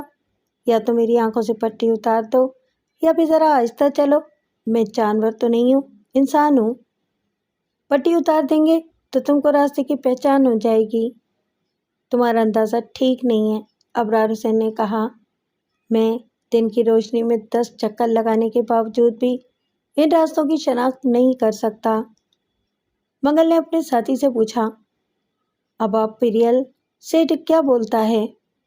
سائیں یہ ٹھیک ہی بولتا ہے، پیریل نے کہا، یہ شہری لوگ جنگل کے راستوں کی پہچان نہیں کر سکتے، اس کی پٹی کھول دیتے ہیں۔ جیسے تمہاری مرضی، منگل ڈاکو نے کہا، پٹی اتار دو، مگر اس کا خیال رکھنا یہ شہری لوگ دماغ بہت استعمال کرتے ہیں، ہر وقت کچھ نہ کچھ سوچتے ہی رہتے ہیں۔ پیریل نے ابرار حسین کی آنکھوں سے پٹی اتار دی اور بولا، فکر نہیں کرو سائیں، یہ گولی سے زیادہ تیز نہیں سوچ سکتا۔ آنکھوں سے پٹی اترنے کے بعد ابرار حسین نے بہتر انداز میں سوچنا شروع کر دیا۔ منگل ڈاکو کے پاس 2 ہتھیار تھے، ایک کلاشنکوف اور ایک ریوالور۔ کلاشنکوف اس کے داہنے کندھے پر لٹک رہی تھی اور ریوالور بائیں پہلو میں لگے ہوئے ہولسٹر میں تھا۔ پیریل کے پاس صرف کلاشنکوف تھی، جسے اس نے بغل میں دبا رکھا تھا۔ ابرار حسین کے ذہن میں ایک خیال ابھرنے لگا۔ وہ منگل ڈاکو کا ریوالور کھینچ کر اور پھرتی کا مظاہرہ کرتے ہوئے دونوں ڈاکوؤں کو ڈھیر کر سکتا تھا، لیکن ایک خیال رکاوٹ بن جاتا تھا۔ اگر ریوالور خالی ہوا یا اس کا سیفٹی کیچ ہٹا ہوا نہ ہوا تو اس کی ساری تیزی بیکار ثابت ہوگی اور ڈاکو اسے آنن فانن چھلنی کر دیں گے۔ رات کے تقریباً 10:15 بجے ڈاکو ایک تاریک مقام پر رک گئے اور پیریل نے مخصوص انداز میں سیٹی بجائی۔ چند لمحوں کے بعد دوسری طرف سے ویسی ہی سیٹی کی آواز سنائی دی۔ منگل ڈاکو نے جیب سے لائٹر نکال کر جلایا اور فوراً ہی بجھا دیا۔ جس طرف سے جوابی سیٹی کی آواز آئی تھی، اس طرف سے 5 مسلح ڈاکو نمودار ہوئے اور تیز چلتے ہوئے منگل ڈاکو کے قریب پہنچ گئے۔ ان کے درمیان بڑی مختصر بات چیت ہوئی۔ منگل نے پوچھا، تیاری مکمل ہے؟ ہاں سائیں، ایک ڈاکو نے جواب دیا، ہم لوگ تمہارا ہی انتظار کر رہے تھے۔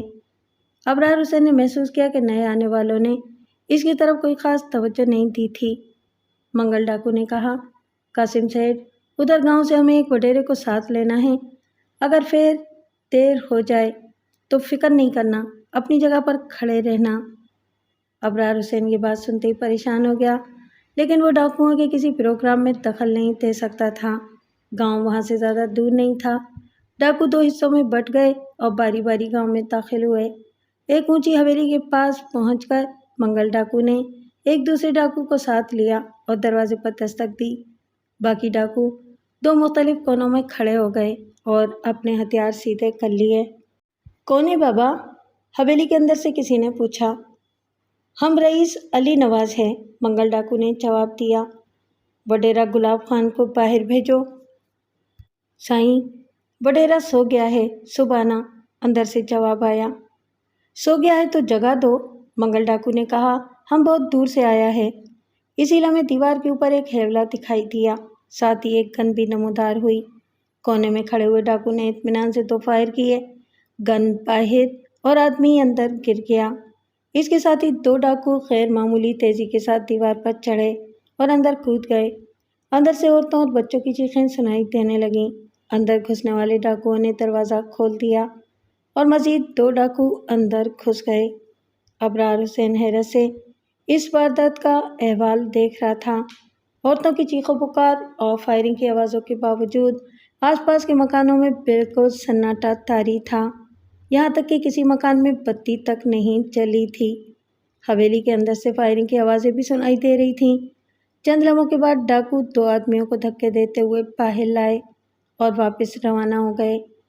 جب وہ گاؤں سے تقریباً 1 میل دور پہنچ گئے تو گاؤں کی طرف سے فائرنگ کی آوازیں سنائی دینے لگیں، لیکن کسی ڈاکو نے پیچھے مڑ کر نہیں دیکھا۔ منگل ڈاکو نے ایک مغوی سے کہا، رئیس گلاب خان، گوٹ کے لوگ تیرے جانے کی خوشی میں فائرنگ کر رہے ہیں۔ گلاب خان سرخ و سفید رنگت والا ایک صحت مند شخص تھا۔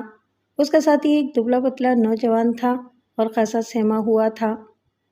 علی بخت، تیرے ساتھ ہماری کوئی دشمنی نہیں تھی، گلاب خان نے کہا، ہم تو تیری خاطر خدمت کرتے رہے ہیں، تجھے اور تیرے ساتھیوں کو پناہ دیتے رہے ہیں، تو نے ہم پر ہاتھ ڈال کر اچھا نہیں کیا۔ منگل ڈاکو نے ہنس کر کہا، سائیں، اب وڈیروں کا سورج غروب ہوتا جا رہا ہے، پہلے وڈیرے ڈاکوؤں کو پالتے تھے، اب ڈاکو وڈیروں کو پالا کریں گے، اب تم لوگ ہمارے پاس پناہ لینے آیا کرو گے۔ علی بخت، یہ تیری بھول ہے، غلام خان نے کہا، وڈیرہ شاہی کبھی ختم نہیں ہو سکتی۔ وڈیرہ سائیں، اب دنیا میں دوسری قسم کی ہوا چل پڑی ہے، بڑے بڑے بادشاہ ختم ہو رہے ہیں تو وڈیرہ شاہی کیوں نہیں ختم ہو سکتی؟ وہ زمانہ گیا جب دولت اور جاگیر میں طاقت ہوتی تھی، یہ گولی کی طاقت کا زمانہ ہے۔ پہلے ہم پولیس کے ڈر سے تیرے پاس آتے تھے، اب پولیس ہم سے ڈرتی ہے۔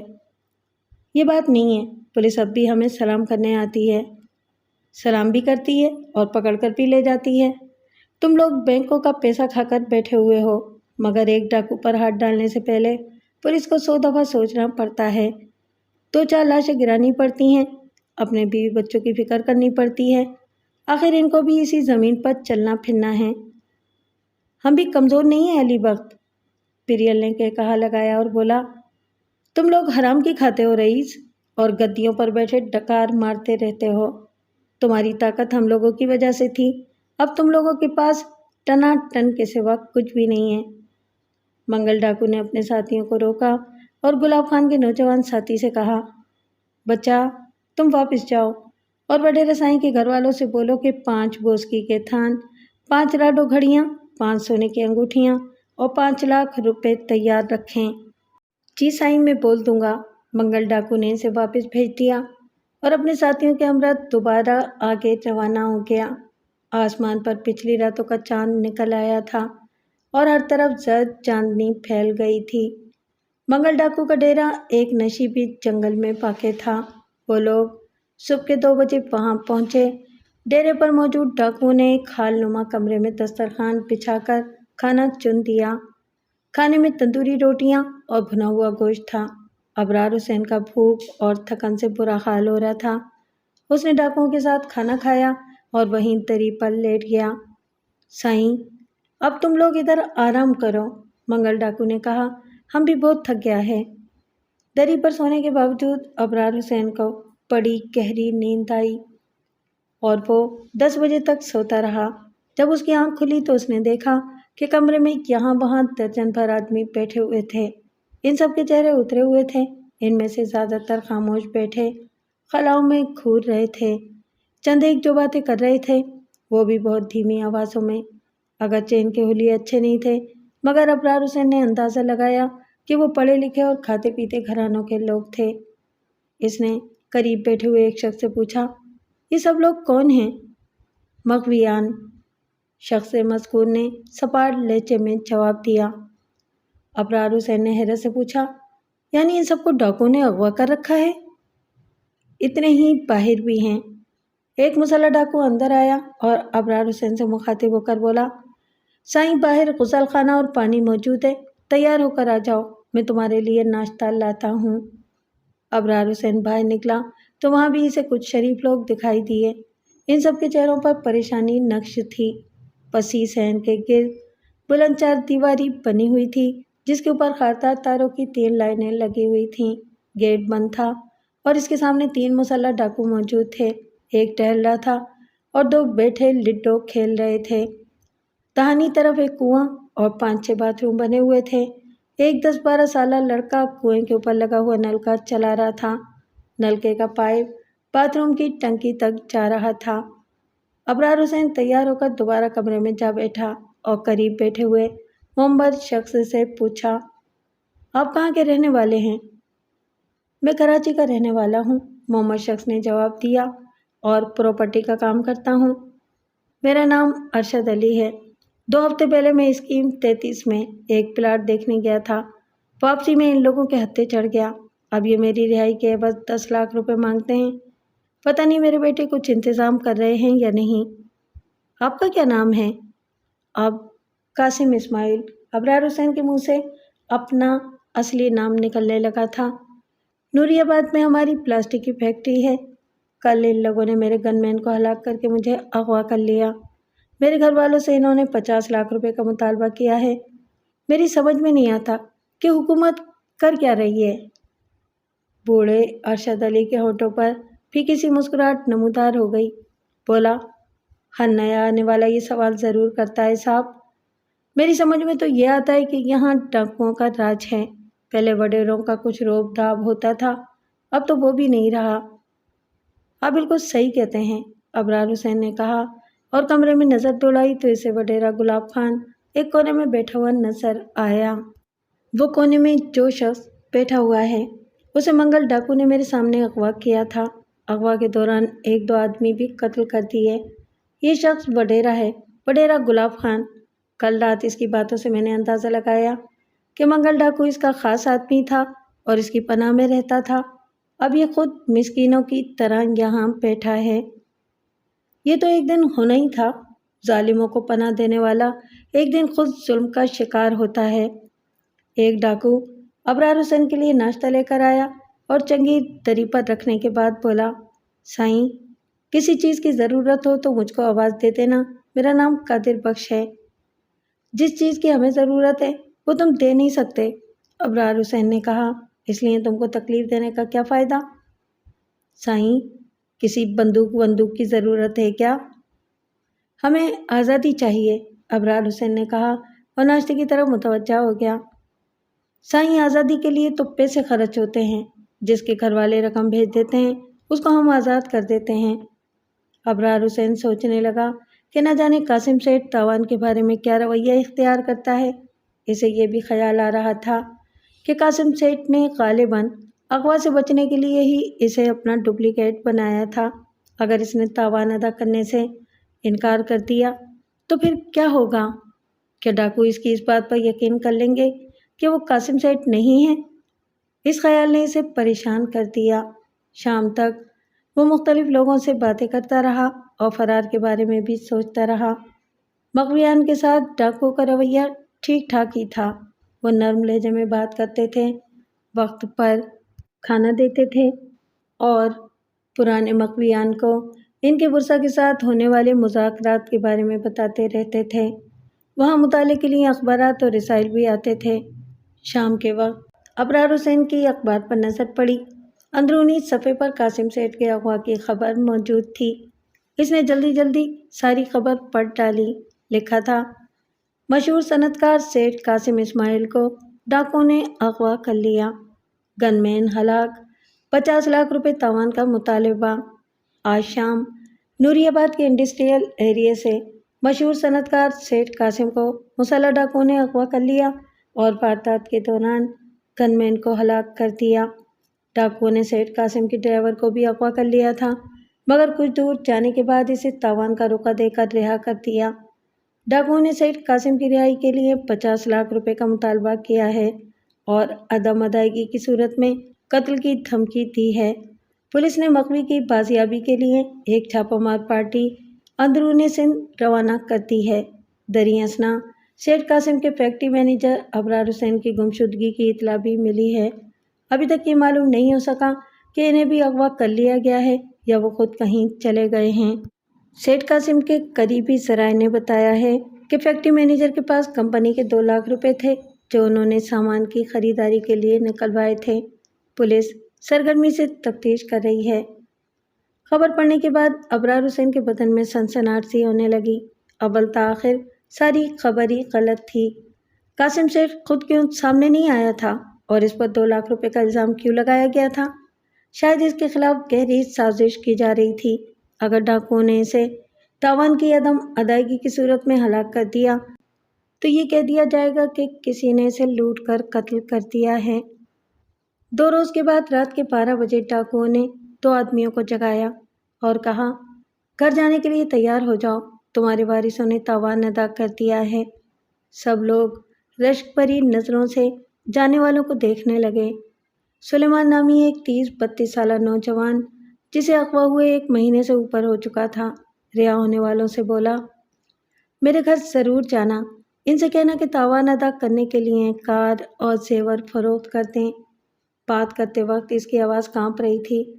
اللہ نے چاہا تو یہ چیزیں دوبارہ خرید لوں گا، لیکن اگر میں مر گیا تو دوبارہ زندہ نہیں ہو سکوں گا۔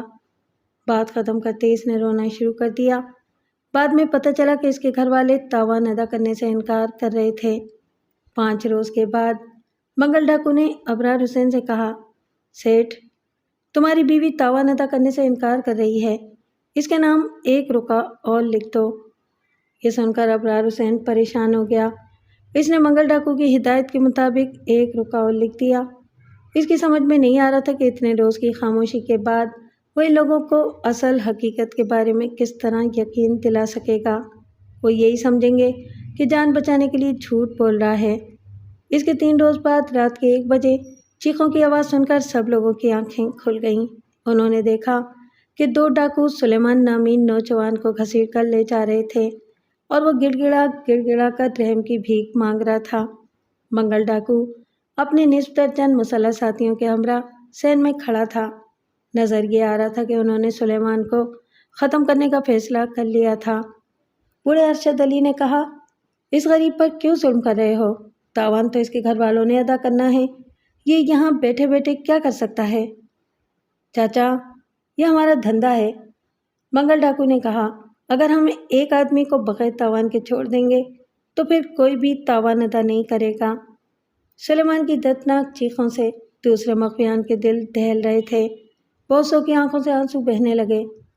لے جاؤ اس کو، منگل ڈاکو نے اپنے ساتھیوں سے کہا، کل اس کی لاش اس کے گھر کے سامنے پھینک آنا۔ دونوں ڈاکو نوجوان سلیمان کو کھینچتے ہوئے باہر لے گئے۔ رات کے سناٹے میں اس کی چیخیں بدستور سنائی دے رہی تھیں۔ چند لمحوں کے بعد فضا میں فائرنگ کی آواز گونجی اور انسانی چیخیں معدوم ہو گئیں۔ 2 درجن مخفیان نے خوفزدہ نظروں سے ایک دوسرے کی طرف دیکھا اور ایک ایک کر کے اندر چلے گئے۔ ابرار حسین کو ڈاکوؤں کی قید میں پورا 1 مہینہ ہو چکا تھا۔ اس دوران میں زیادہ تر لوگ تاوان کی ادائیگی کے بعد اپنے اپنے گھروں کو جا چکے تھے اور ڈاکو اس ٹھکانے کو چھوڑنے کی باتیں کر رہے تھے۔ شاید ان کا ٹھکانہ پولیس کی نظروں میں آ گیا تھا یا ان کا سیزن مکمل ہو چکا تھا۔ ایک رات منگل ڈاکو نے ابرار حسین کو بلا کر کہا، تمہاری بیوی بڑی مشکل سے 2 لاکھ روپے دینے پر تیار ہوئی ہے، لیکن ہمیں 2 لاکھ روپے منظور نہیں ہیں۔ ہم نے اسے صرف 5 دن کی مہلت اور دی ہے۔ ہم 50 لاکھ سے 25 لاکھ تک آ گئے ہیں، لیکن وہ 2 لاکھ سے اوپر جانے کے لیے تیار نہیں ہے۔ اس نے کہیں عشق تو نہیں لڑا رکھا؟ لگتا ہے کہ تمہاری موت سے اسے ذرا بھی دکھ نہیں ہوگا۔ ابرار حسین نے سوچا کہ اب سچ بولنے کے سوا اور کوئی چارہ نہیں ہے۔ سائیں، بات یہ ہے کہ زرینہ بیگم میری بیوی نہیں ہے اور میں قاسم سیٹھ بھی نہیں ہوں، اس نے کہا۔ منگل ڈاکو نے کہا لگایا اور بولا، چاچا، اس طرح بات نہیں بنے گی، یہ ڈرامہ کسی اور کو دکھانا۔ پریل نے کہا، سیٹھ کا دماغ پلٹ گیا ہے۔ قادر بخش نے کہا، ابا، 1 مہینے تک تو تم قاسم سیٹھ تھا، ابھی موت کا خبر سنتے ہی تم کچھ اور بن گیا۔ میں سچ بول رہا ہوں، ابرار حسین نے کہا، میرا نام ابرار حسین ہے اور میں قاسم سیٹھ کی فیکٹری کا مینیجر ہوں۔ یہ بات تم نے پہلے کیوں نہیں بتائی؟ منگل ڈاکو نے کہا، تمہاری جیب سے شناختی کارڈ کی جو نقل برآمد ہوئی ہے وہ بھی صرف قاسم اسماعیل کی ہے۔ دراصل میرے ساتھ دھوکہ کیا گیا ہے۔ قاسم سیٹھ نے مجھے اس لیے ملازم رکھا تھا کہ میں اس کا ہم شکل تھا اور کام بھی جانتا تھا۔ اس نے مجھے زیادہ سے زیادہ اپنا ہم شکل بنانے کے لیے میری مونچھیں صاف کروا دی تھیں اور میرے بالوں کا اسٹائل بھی تبدیل کروا دیا تھا۔ صرف یہی نہیں بلکہ یہ بھی کہا تھا کہ میں خود کو قاسم سیٹھ ہی ظاہر کروں۔ تنخواہ اچھی تھی اور میں ضرورت مند بھی تھا، اس لیے میں نے ساری شرطیں قبول کر لیں۔ میرا نام ابرار حسین ہے۔ اس سے پہلے میں اپنا چھوٹا موٹا کاروبار کرتا تھا۔ تقریباً 7-8 مہینے پہلے دھنی بخش نامی ایک ڈاکو نے مجھے اغوا کر لیا تھا اور 10 لاکھ روپے لے کر چھوڑا تھا۔ یہ رقم میری بیوی عشرت بیگم نے اپنی ساری جمع پونجی بیچ کر ادا کی تھی۔ اس کے بعد میں کنگال ہو گیا اور فاقوں تک نوبت پہنچ گئی۔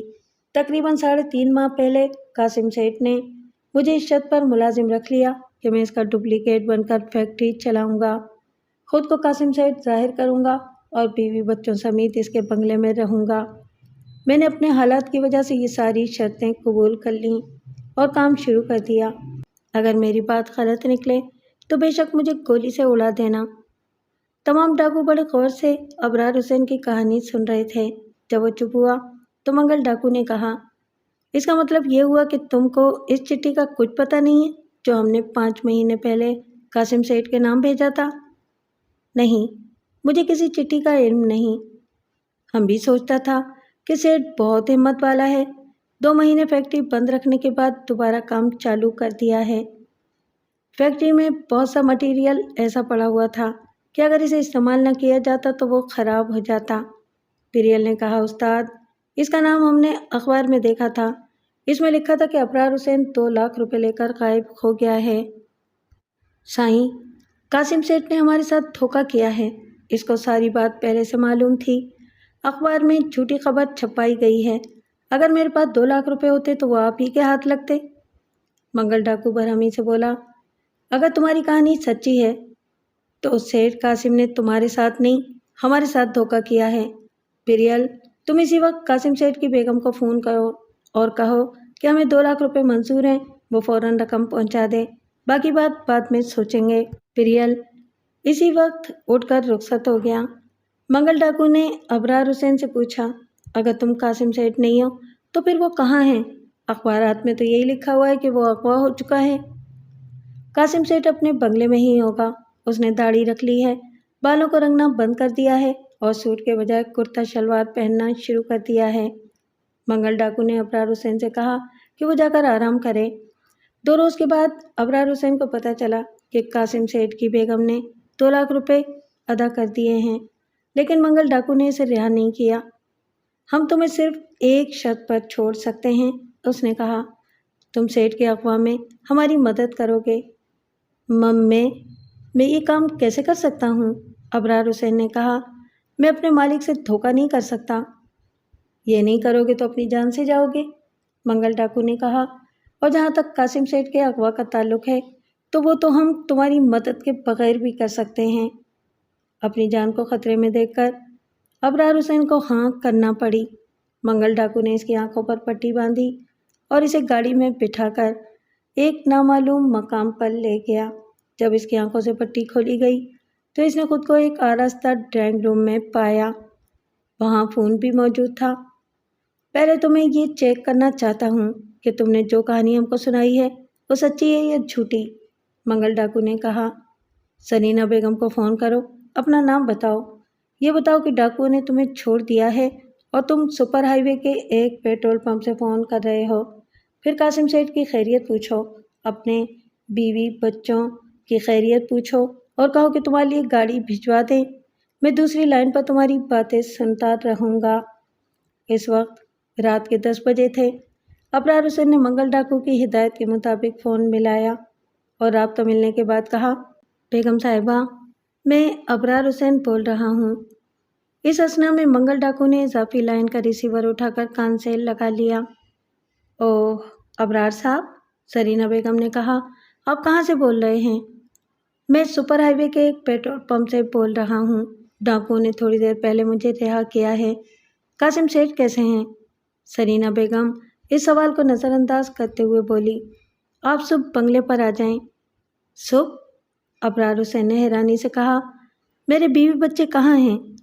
वो गुलशन के एक फ्लैट में रह रहे हैं। अबरार हुसैन के सीने में आग सी लग गई, लेकिन वो अपने जोश को दबाते हुए बोला, मुझे फ्लैट का पता मालूम नहीं है, आप ऐसा करें कि उधर गाड़ी भेज दें। सरीना बेगम ने कोई जवाब नहीं दिया। अबरार हुसैन ने महसूस किया कि वो माउथ पीस पर हाथ रखकर किसी से बात करने लगी थी।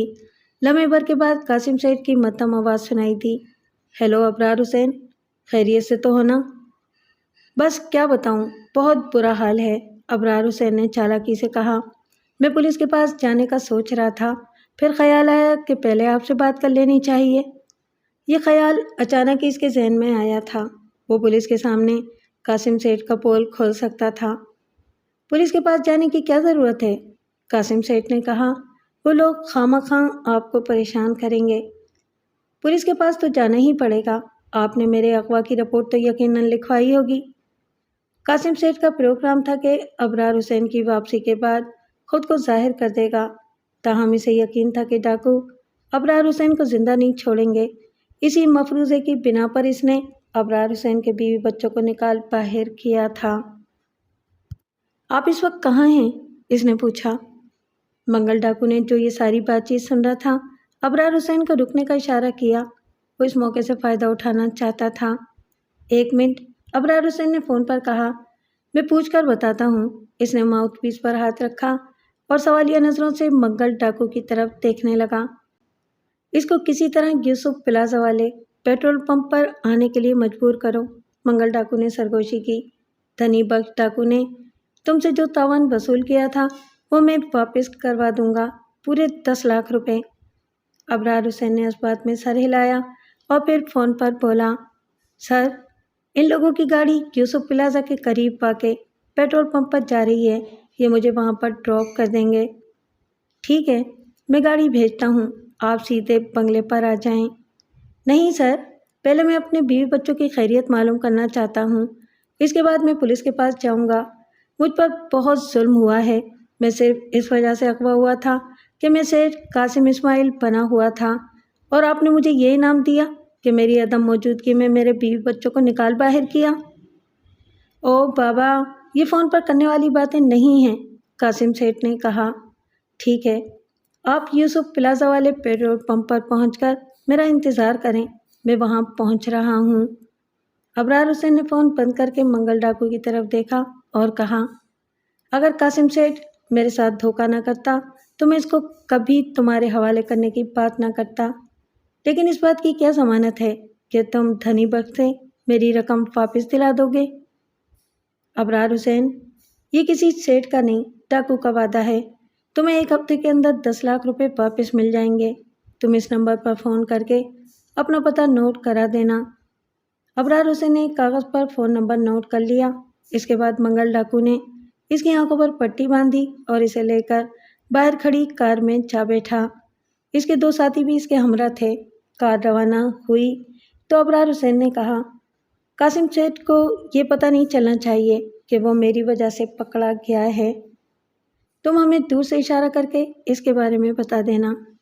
یہ مناسب نہیں ہوگا، اسے فوراً اندازہ ہو جائے گا کہ اسے دھوکے سے وہاں بلایا گیا ہے۔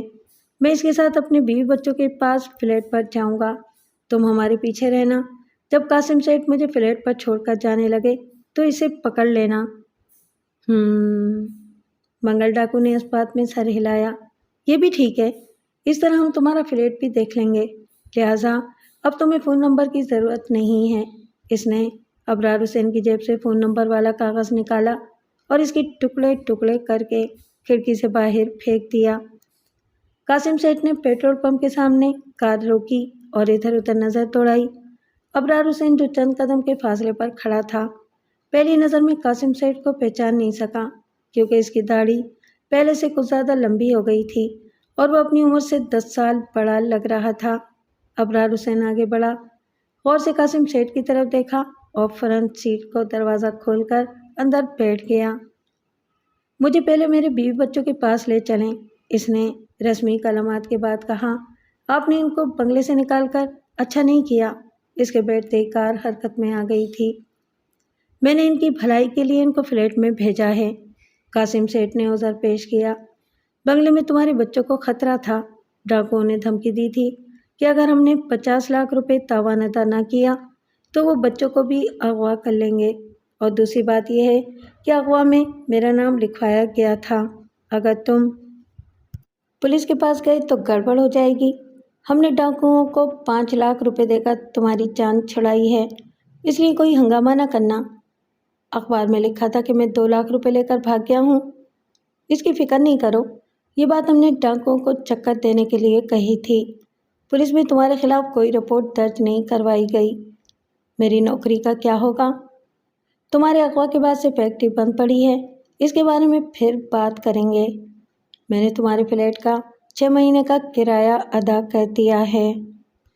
12 منٹ کے بعد ان کی کار راشد مناس روڈ پر واقع ایک اپارٹمنٹ بلڈنگ کے سامنے پہنچ کر رک گئی۔ تمہارے بیوی بچے تیسری منزل پر رہتے ہیں، فلیٹ کا نمبر 24C ہے۔ بیوی بچوں سے مل کر جلدی سے واپس آ جاؤ، میں تمہارا انتظار کر رہا ہوں۔ بنگلے پر چل کر تفصیلی بات چیت کریں گے۔ تفصیلی بات چیت؟ میں پولیس کو فون کر کے اپنی واپسی کی اطلاع دینا چاہتا ہوں۔ پولیس کے ریکارڈ کے مطابق قاسم سیٹھ ابھی ڈاکوؤں کے قبضے میں ہے، لیکن پولیس کو اطلاع دینے سے پہلے میں تمہاری کہانی سننا چاہتا ہوں تاکہ پولیس کوئی سوال کرے تو میں جواب دے سکوں۔ ابرار حسین کار سے باہر نکلا تو اس نے کچھ فاصلے پر منگل ڈاکو کی کار کھڑی دیکھی۔ وہ جلدی آنے کا وعدہ کر کے سیڑھیوں کی طرف بڑھ گیا۔ پہلی لینڈنگ پر پہنچ کر اس نے جالی سے نیچے نظر ڈالی۔ منگل ڈاکو اور اس کا ایک ساتھی قاسم سیٹھ کی کار میں بیٹھ رہے تھے۔ منگل ڈاکو کے ہاتھ میں ریوالور نظر آ رہا تھا۔ ابرار حسین نے افسردگی سے سر ہلایا اور سیڑھیاں طے کرنے لگا۔ تیسری منزل پر پہنچ کر اس نے 24 پر دستک دی۔ دروازہ عشرت بیگم نے کھولا اور شوہر کو دیکھتے ہی بے اختیار اس سے لپٹ گئی۔ بچے کہاں ہیں؟ ابرار حسین نے پوچھا۔ بچے سو رہے ہیں۔ عشرت بیگم اپنے جذبات پر قابو نہیں پا سکی اور بولی، میں نے انہیں یہی بتایا ہے کہ آپ کاروباری سلسلے میں اسلام آباد وغیرہ گئے ہوئے ہیں۔ ان کو کوئی اور بات نہ بتائیں۔ کیا آپ کمپنی کے 2 لاکھ روپے لے گئے تھے؟ یہ جھوٹ ہے۔ اصل کہانی بہت لمبی ہے، وہ میں پھر کسی وقت سناؤں گا۔ میں بہت بڑی سازش کا شکار ہو گیا تھا۔ اللہ کا شکر ہے کہ خیریت سے گھر آ گیا ہوں۔ آپ کی صحت کتنی کمزور ہو گئی ہے؟ آپ کہاں چلے گئے تھے؟ یہ باتیں بعد میں ہوں گی۔ کپڑوں کا ایک جوڑا استری کر دو۔ قاسم سیٹھ نیچے میرا انتظار کر رہا ہے۔ اس نے یہ چھوٹا سا جھوٹ بولنا ضروری سمجھا۔ پولیس انکوائری کے دوران یہ جھوٹ کام آ سکتا تھا۔ میں اس کے ساتھ بنگلے پر جا رہا ہوں۔ 1 گھنٹے تک واپس آ جاؤں گا۔ بچوں کو جگا دوں؟ ابھی نہیں، ابرار حسین نے کہا اور باتھ روم میں گھس گیا۔ نصف گھنٹے کے بعد وہ تیار ہو کر نیچے پہنچا، ٹیکسی پکڑی اور قاسم سیٹھ کے بنگلے پر پہنچ گیا۔ آپ اکیلے آئے ہیں؟ سرینا بیگم نے اسے ڈرائنگ روم میں بٹھانے کے بعد کہا۔ قاسم سیٹھ کہاں ہیں؟ میں ان کے ساتھ راشد مناس روڈ کے فلیٹ پر اپنے بیوی بچوں کی خیریت معلوم کرنے کے لیے اوپر گیا تھا۔ وہ نیچے ہی رک گئے تھے۔ تھوڑی دیر بعد جب میں نیچے پہنچا تو ان کی کار وہاں موجود نہیں تھی۔ میں یہی سمجھا کہ وہ واپس چلے گئے ہیں۔ وہ ابھی تک گھر نہیں پہنچے، سرینا بیگم نے فکر مندی سے کہا۔ خدا خیر کرے، ہو سکتا ہے کہ وہ کسی دوست سے ملنے چلے گئے ہوں۔ سوال ہی پیدا نہیں ہوتا۔ آپ کے اغوا کے بعد وہ آج پہلی مرتبہ گھر سے باہر نکلے تھے۔ میں نے انہیں کہا بھی تھا کہ نہ جائیں، میں ڈرائیور کو بھیج دیتی ہوں، مگر آپ نے پتہ نہیں کیا کہہ دیا تھا۔ آپ سے بات کرنے کے بعد وہ پریشان ہو گئے تھے۔ ممکن ہے کہ کسی ہوٹل وغیرہ میں چلے گئے ہوں۔ تھوڑی دیر انتظار کر لیتے ہیں۔ 11:50 پر فون کی گھنٹی بجی۔ سرینا بیگم نے یہ سوچتے ہوئے ریسیور کان سے لگایا کہ شاید اس کے شوہر کا فون ہو۔ قاسم سیٹھ کی بیگم سے بات کراؤ، دوسری طرف سے کرخت لہجے میں کہا گیا۔ سرینا بیگم کا رنگ متغیر ہو گیا۔ میں بول رہی ہوں، قاسم سیٹھ ہمارا مہمان ہے اور بالکل خیریت سے ہے۔ ہم اس کے کھانے پینے اور آرام کا پورا خیال رکھے گا۔ کوئی فکر نہیں کرنا، مگر 50 لاکھ روپے تیار رکھنا۔ 1000 روپے والی 50 گڈیاں، زیادہ رقم نہیں ہے، چھوٹے سے تھیلے میں آ جائے گی۔ کون ہو تم؟ سرینا بیگم نے بڑی مشکل سے کہا۔ کیا چاہتے ہو؟ اماں، بولا تو ہے کہ 50 لاکھ روپے کی ضرورت ہے اور 4 دن کے بعد پھر فون کروں گا۔ پولیس کے پاس نہ جانا، پولیس ہم تک پہنچ نہیں سکتی۔ تم جھوٹ بول رہے ہو، میں تم کو 1 پیسہ بھی نہیں دوں گی۔ میرے شوہر گھر میں موجود ہیں اور بالکل خیریت سے ہیں۔ ایک داڑھی والا شوہر ہمارے پاس بھی ہے، دوسری طرف سے طنزیہ لہجے میں کہا گیا۔ لو اس کی بات سنو۔ لمحے بھر کے بعد قاسم سیٹھ کی گھبرائی ہوئی آواز آئی۔ سرینا بیگم، میں قاسم بول رہا ہوں۔ یہ لوگ جو کچھ بولتے ہیں تم اسے نوٹ کر لو، ان کو پیسہ دینا ہی پڑے گا۔ زیادہ دیری مت کرنا، نہیں تو یہ لوگ میرا کھانا خراب کر دیں گے۔ یہ سب کچھ کیسے ہوا؟ سرینا بیگم نے گھبرا کر پوچھا۔ آپ ان لوگوں کے ہاتھ کیسے لگ گئے؟ اماں، یہ کام تو ہوتا ہی رہتا ہے۔ دوسری طرف سے ڈاکو کی آواز آئی۔ 50 لاکھ روپے تیار رکھنا۔ تیرے سائیں کی صحت ٹھیک نہیں لگتی، ایسا نہ ہو کہ تجھ کو اس کی لاش وصول کرنی پڑے۔ اس کے ساتھ ہی رابطہ منقطع ہو گیا۔ ابرار صاحب، سرینا بیگم نے کپکپاتی آواز میں کہا، جلدی سے پولیس کو فون کریں۔ میرے شوہر کو ڈاکو نے اغوا کر لیا ہے۔ وہ لوگ ابھی شہر کے اندر ہی کہیں موجود ہیں۔ ابرار حسین اطمینان سے اپنی جگہ بیٹھا رہا، بولا، پولیس کو فون نہیں کیا جا سکتا؟ کیوں؟ سرینا بیگم نے جاننا چاہا۔ اس لیے کہ قاسم سیٹھ کے اغوا کی رپورٹ 1 مہینہ پہلے تھانے میں درج کروائی جا چکی ہے۔ سرینا بیگم کو یوں لگا جیسے اس نے پہلی دفعہ یہ بات سنی ہو۔ آرام دہ اور ایئر کنڈیشن خوابگاہ میں سونے والا قاسم سیٹھ مسلسل 4 راتوں سے بے خوابی کا شکار چلا آ رہا تھا۔ سخت فرش پر بچھی ہوئی بوسیدہ دری پر اسے بالکل نیند نہیں آتی تھی۔ اس پر مستزاد یہ کہ گرمی اور مچھر الگ پریشان کرتے تھے۔ اس کی سمجھ میں نہیں آ رہا تھا کہ زرینہ بیگم تاوان کی ادائیگی میں پس و پیش کیوں کر رہی ہے۔ 5ویں روز رات کے 2 بجے وہ بے خوابی سے پریشان ہو کر باہر صحن میں نکل گیا اور کنویں کی منڈیر پر بیٹھ کر اپنی حالت پر غور کرنے لگا۔ اچانک اس کا جی چاہا کہ کنویں میں چھلانگ لگا کر اپنی زندگی ختم کر ڈالے۔ ان 5 دنوں کی اذیت اس کی ساری زندگی کی آسائش پر بھاری ہو گئی تھی۔ یوں ہی سوچتے سوچتے اس نے ادھر ادھر نگاہ دوڑائی تو اسے دور و نزدیک کوئی پہرے دار دکھائی نہیں دیا۔ اس نے بلند دیوار کی طرف دیکھا اور فرار کے بارے میں سوچنے لگا۔ دیوار کے اوپر خاردار تار بھی لگے ہوئے تھے۔ اس نے سوچا کہ اگر دیوار کے اوپر چڑھنے کی کوئی سبیل پیدا ہو جائے تو پھر دوسری طرف کودنا کچھ مشکل نہیں ہوگا۔ چند لمحوں کے بعد اس نے کمرے کی دیوار کے ساتھ ایک چارپائی پڑی ہوئی دیکھی۔ وہ چارپائی دیوار پر چڑھنے میں مددگار ثابت ہو سکتی تھی۔ اس نے ایک بار پھر چاروں طرف نظر دوڑائی مگر آس پاس دور و نزدیک کوئی شخص دکھائی نہیں دیا۔ وہ اپنی جگہ سے اٹھا، دبے پاؤں آگے بڑھا، چارپائی کو اٹھا کر دیوار سے لگایا اور دیوار کے اوپر چڑھ گیا۔ پھر خاردار تاروں کے اوپر سے دوسری جانب پہنچا اور تاروں کو پکڑ کر بیرونی جانب لٹک گیا۔ عجلت کی وجہ سے اس کی دونوں کلائیاں زخمی ہو گئی تھیں، تاہم وہ خوش تھا کہ کسی کی نظروں میں آئے بغیر دیوار پھلانگنے میں کامیاب ہو گیا تھا۔